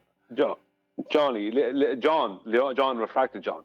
What Johnny was saying to me earlier, and this is why I was completely disagreement, is that on a globe you could have perspective within 5 meters of you, but you couldn't have it at a distance. And my point being is no, you can't have it at even 5 meters. You can't have it at all. Johnny is saying that it would be okay for the ballers to have perspective in the short, near view, but not in the long view. It's like, and I'm completely disagreeing with that. It's like, no, you can't. They don't have perspective. Full stop. It doesn't exist. It's either one or the other. It has to be. Whereas Johnny is saying, and Johnny can correct me if I'm wrong, but I'm pretty sure Johnny has said more than one time that on a ball you could have perspective like right in front of you, a few meters away, but you couldn't have it at a big distance because the effects we see couldn't happen at a big distance. Exactly. But exactly. Yeah, but that's not true, Johnny. The truth is that you can't have it at 5 meters away on a globe. You can't have it at 5 inches away. It doesn't exist within the heliocentric paradigm. Within the globe paradigm, it exists within the heliocentric paradigm because they need to say the sun is an angular size, but it doesn't exist with our curve. That's the point. With anything to do with with their geometric globe, perspective doesn't exist. Okay, now you are just saying that. Can you clarify that? Can you explain that's not possible? Yeah. Over short distance. Yeah, the value Yes, for I a can. target in the maths doesn't change at all, ever. Yeah, it doesn't So matter you're if, able to yeah. look in math. Yeah, if you believe you're on a It- globe, in your maths, for a globe that you think you live on, the size of a target in those maths never changes. There is no perspective ever. Doesn't matter about the distance. Yeah, Johnny, I can have a wardrobe in front of me, and I can walk on a globe, and I can walk 5 meters away from it, and that wardrobe can't change in angular size. It must still appear to be just as big to me as it did when I stood right next to it. That's the point. In their maths, the angular size does not exist. Or any effect of perspective, but angular size, just as an example. It's very, very hard to make any measurement to plug into any math equation. Yeah, but this is why they come out with rubbish like if the Earth was flat, you could see forever. Yeah, that's exactly correct. The nonsense of only having Earth curve as the reason things disappear into the distance leaves you with a perception that you'd seen New York from Ireland. Why? Well, because nothing gets smaller with distance. The only reason you can't see New York from Ireland is because Earth curve's got in the way, because there is no perspective in that world. Ergo, if Earth wasn't curved, you'd see New York, or vice versa.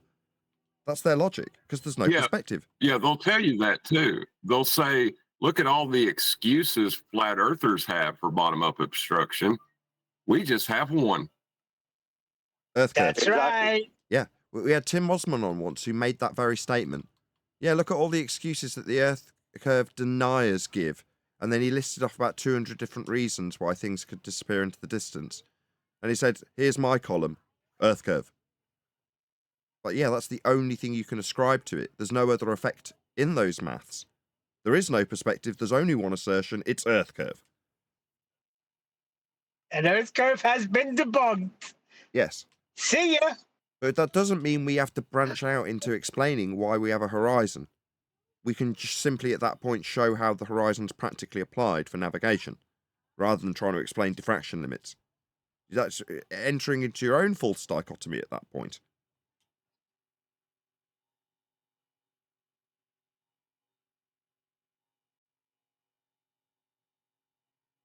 I think, Johnny, you need to look at it from a different perspective, mate. Yeah, but have you heard that That's a good one. people have different perspective? People have different perspective. Therefore, maybe you have to clarify what this perspective is about. Not on a ball, they don't, Johnny. Bloody hell. When were you ever on a ball, Johnny?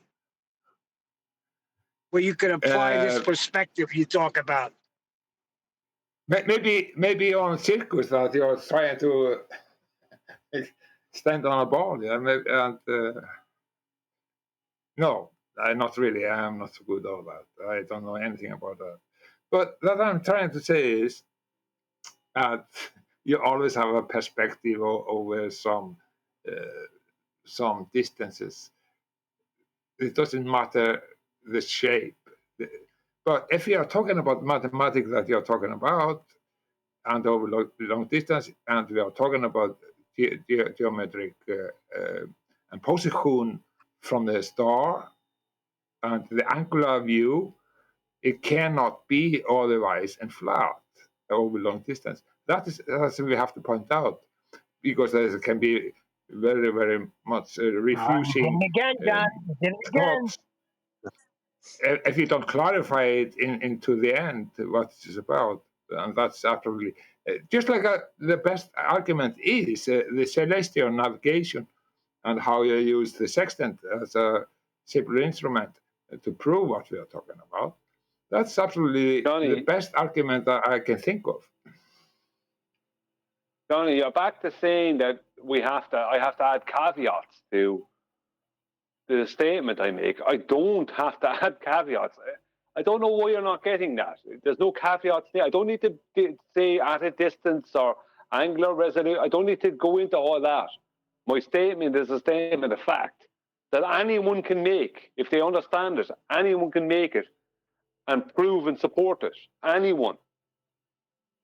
No, you're wrong there because the people are not thinking about it. They have to know all the facts and what it's about because they don't understand it. And there is I don't know where to go with difference this. also perspective is. Why not circle we're going back around in? take the whole? If you're a teacher, you have to give all details in that you are trying to teach. Yes, you that's right. Don't say that's right. He has to have all the details, Johnny. That's right. You're right. You're so right. I think what Johnny's doing is when he's talking about the globe, he's not actually in their globe paradigm, as in what they tell us. Yeah, he's actually thinking if the Earth was really a globe, regardless, if it really was a globe, then we would have perspective. It's exactly it. Then you have exactly what I said earlier. If you're on a globe, then you will never have a long distance angular resolution that you have. Flat earthers do. This is the problem, and I had to say the same issue with Don't Fear the Truth, and I think Ben from Debunking Conspiracy, and some of our subscribers. In the past few days. Did you say fear the truth or Johnny? You said the Johnny. Hold on, you're being stereotyped. It was funny. You said fear. Hold on. Hang on, Johnny. Hang on, please. Okay. Flat earthers are thinking, well, perspective exists. So they're taking that perspective which exists in reality and saying, if I was on a globe, it would still exist. It's like, no, you're not understanding the globe if you're thinking that, number one. And number two is you're taking something that exists in reality and trying to place it into a fantasy. You can't do that. And a fantasy that's built on the thing you're trying to add in not existing. It's crazy. You can't do that. You're right, Brian. You're absolutely right. You can't do this at a distance.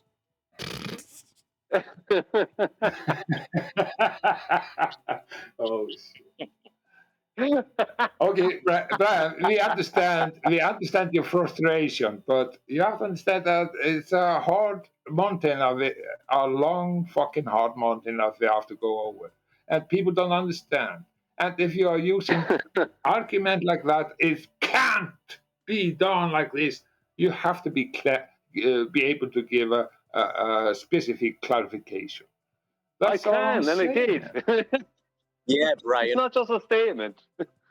Come on, one day. Yeah, Brian.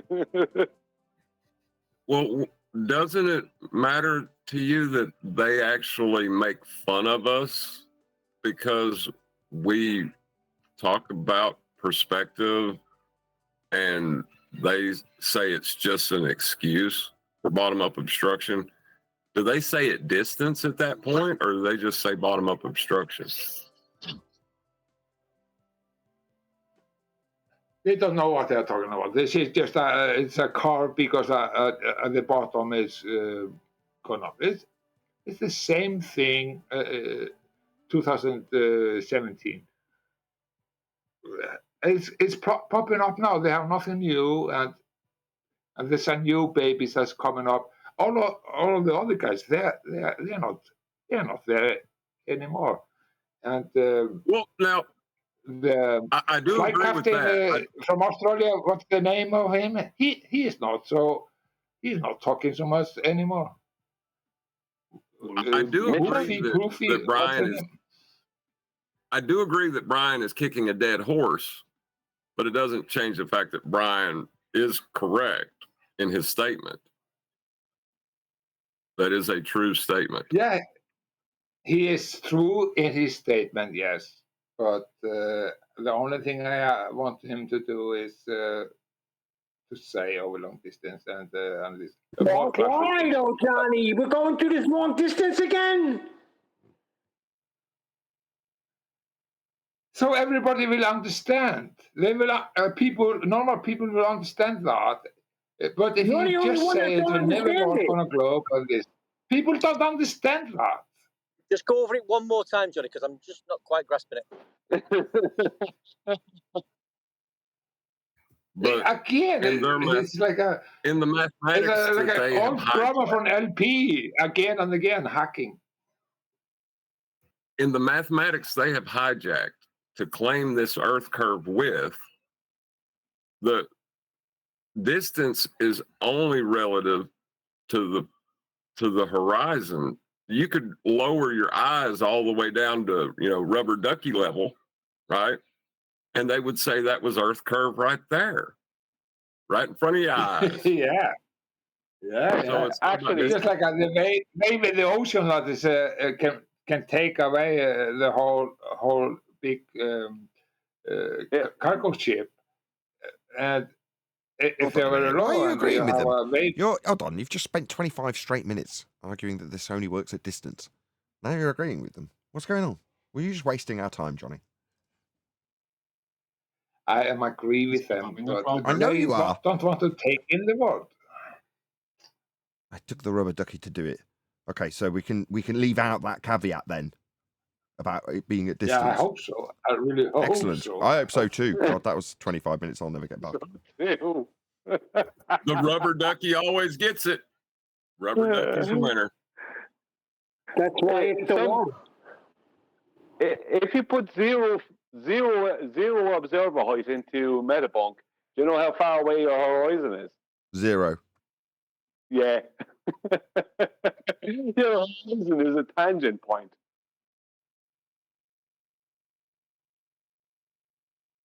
And that's probably The false. point is that it's for the core surface. That's therefore they are using it. This real thing, but it's not real thing in our real life. I think Johnny just likes to stir up some crap. He brings up the ether all the time. Now he's on this. Well, you should say it this way. You like to stir up some crap, Johnny? Sorry, I agree with you. The people is hijacking the ether and they're giving a lot of clarifications of what ether is about. It's about this and that, and the fields in the air, or this and that. That's just nonsense. They don't know anything about it. They are hijacking some idea of background that is possible is there. I absolutely agree. I don't know so much about it. But I have some proof things are able to propagate through something that after that you are trying to take everything out of it. So I am not making anything. I don't want to call it the ether anymore if it's making a lot of problem. It's just a thought. You caused this, now Neil. People are... Neil, this is your fault. No, don't blame Neil. No. This isn't Neil's fault. This is totally a wind-up merchant. You're being a wind-up merchant and you know it, Johnny.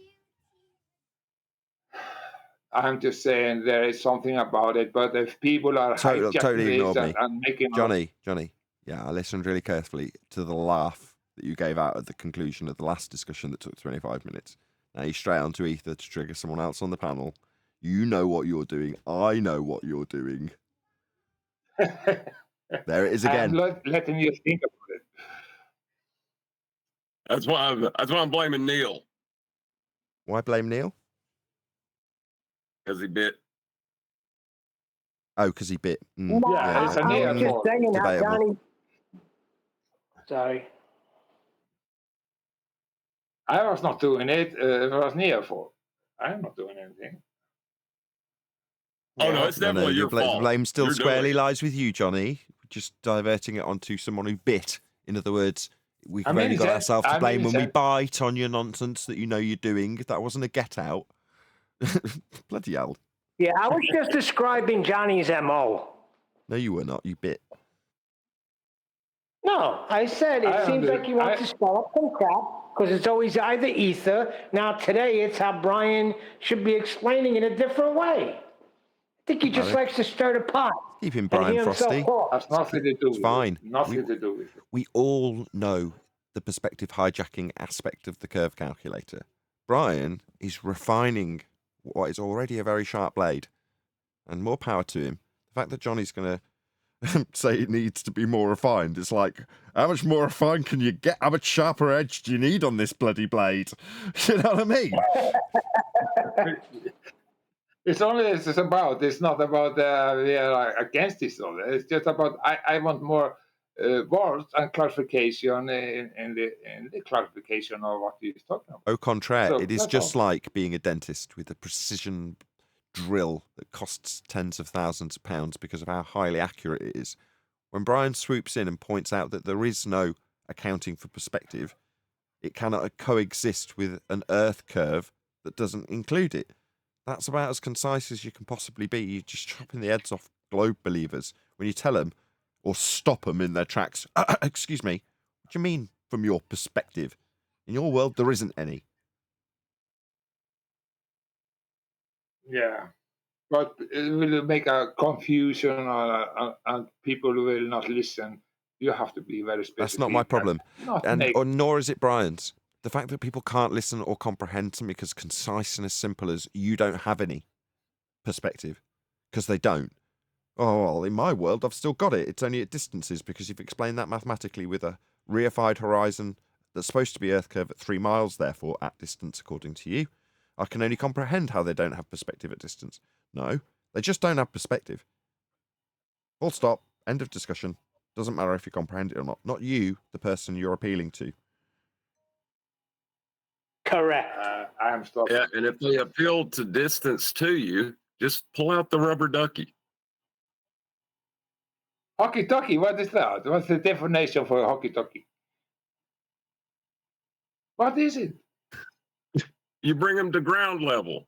You bring your eye level to ground level. Is it like what is hockey talkie? Hooky tookie. It's a word, it's a thought, it's a perspective. Rubber ducky, Johnny. Rubber ducky. Rubber ducky, okay. Yeah, but what is a hoppy poppy?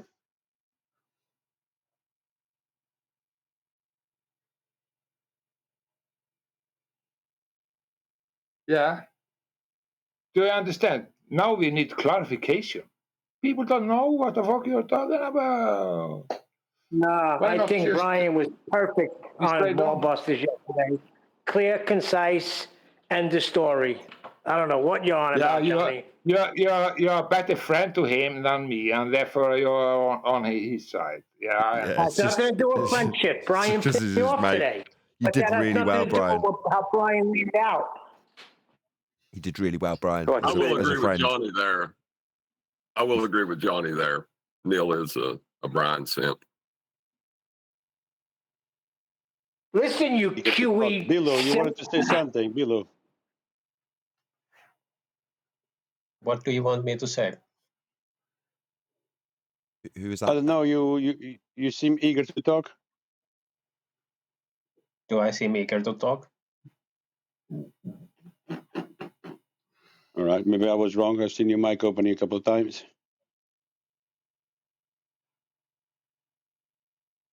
Yeah, you may have been wrong. Oh, who are you? Bilo in the bushes. Yeah, I'm Bilo in the bushes. Your friend or foe? You have the floor. The bushes, they are alien from Italian. Italian. Do you know Bilo is, Johnny? Do you know Bilo is? Yeah, Bilo or something. Yeah. I don't know who it is. I have no idea. Yeah. Yeah, of course, that Bilo and that. Yeah, I don't know.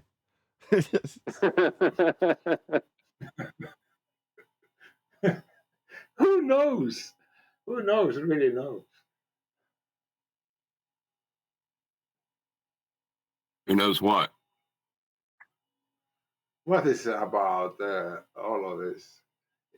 And the documentary, how many years it was, the Bilo documentary? I don't remember. 4 or 5 years. And everybody was waiting for it. They had some truth in it, some measurement. And then it was just a flip up and the nonsense. What was that about? So, I don't understand that really. And then they are showing some Bilo in the bushes. Somebody can educate me what people are doing. And I think, John, you've had a few drinks too many at this stage, to be honest. No, I don't. Yes. I don't want to. You don't have to answer me. I was just thinking aloud. Of course. with that, I'm going to say a huge, massive, enormous thank you to both Discord and G+ panels for making today's after show possible. And, of course, a massive thank you to all of you in either Nathan Oakley 1980 or Nathan Oakley Premiering streams, hopefully smashing the super chat, liking, commenting, sharing, subscribing, joining as a Nathan Oakley 1980 channel member, and all that good stuff.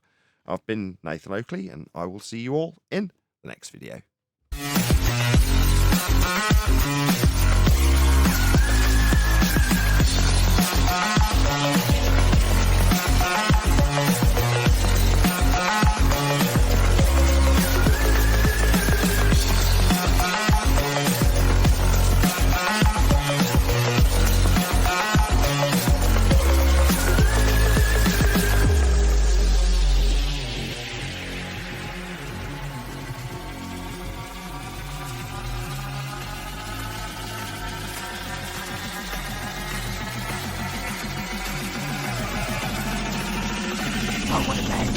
What a lovely day!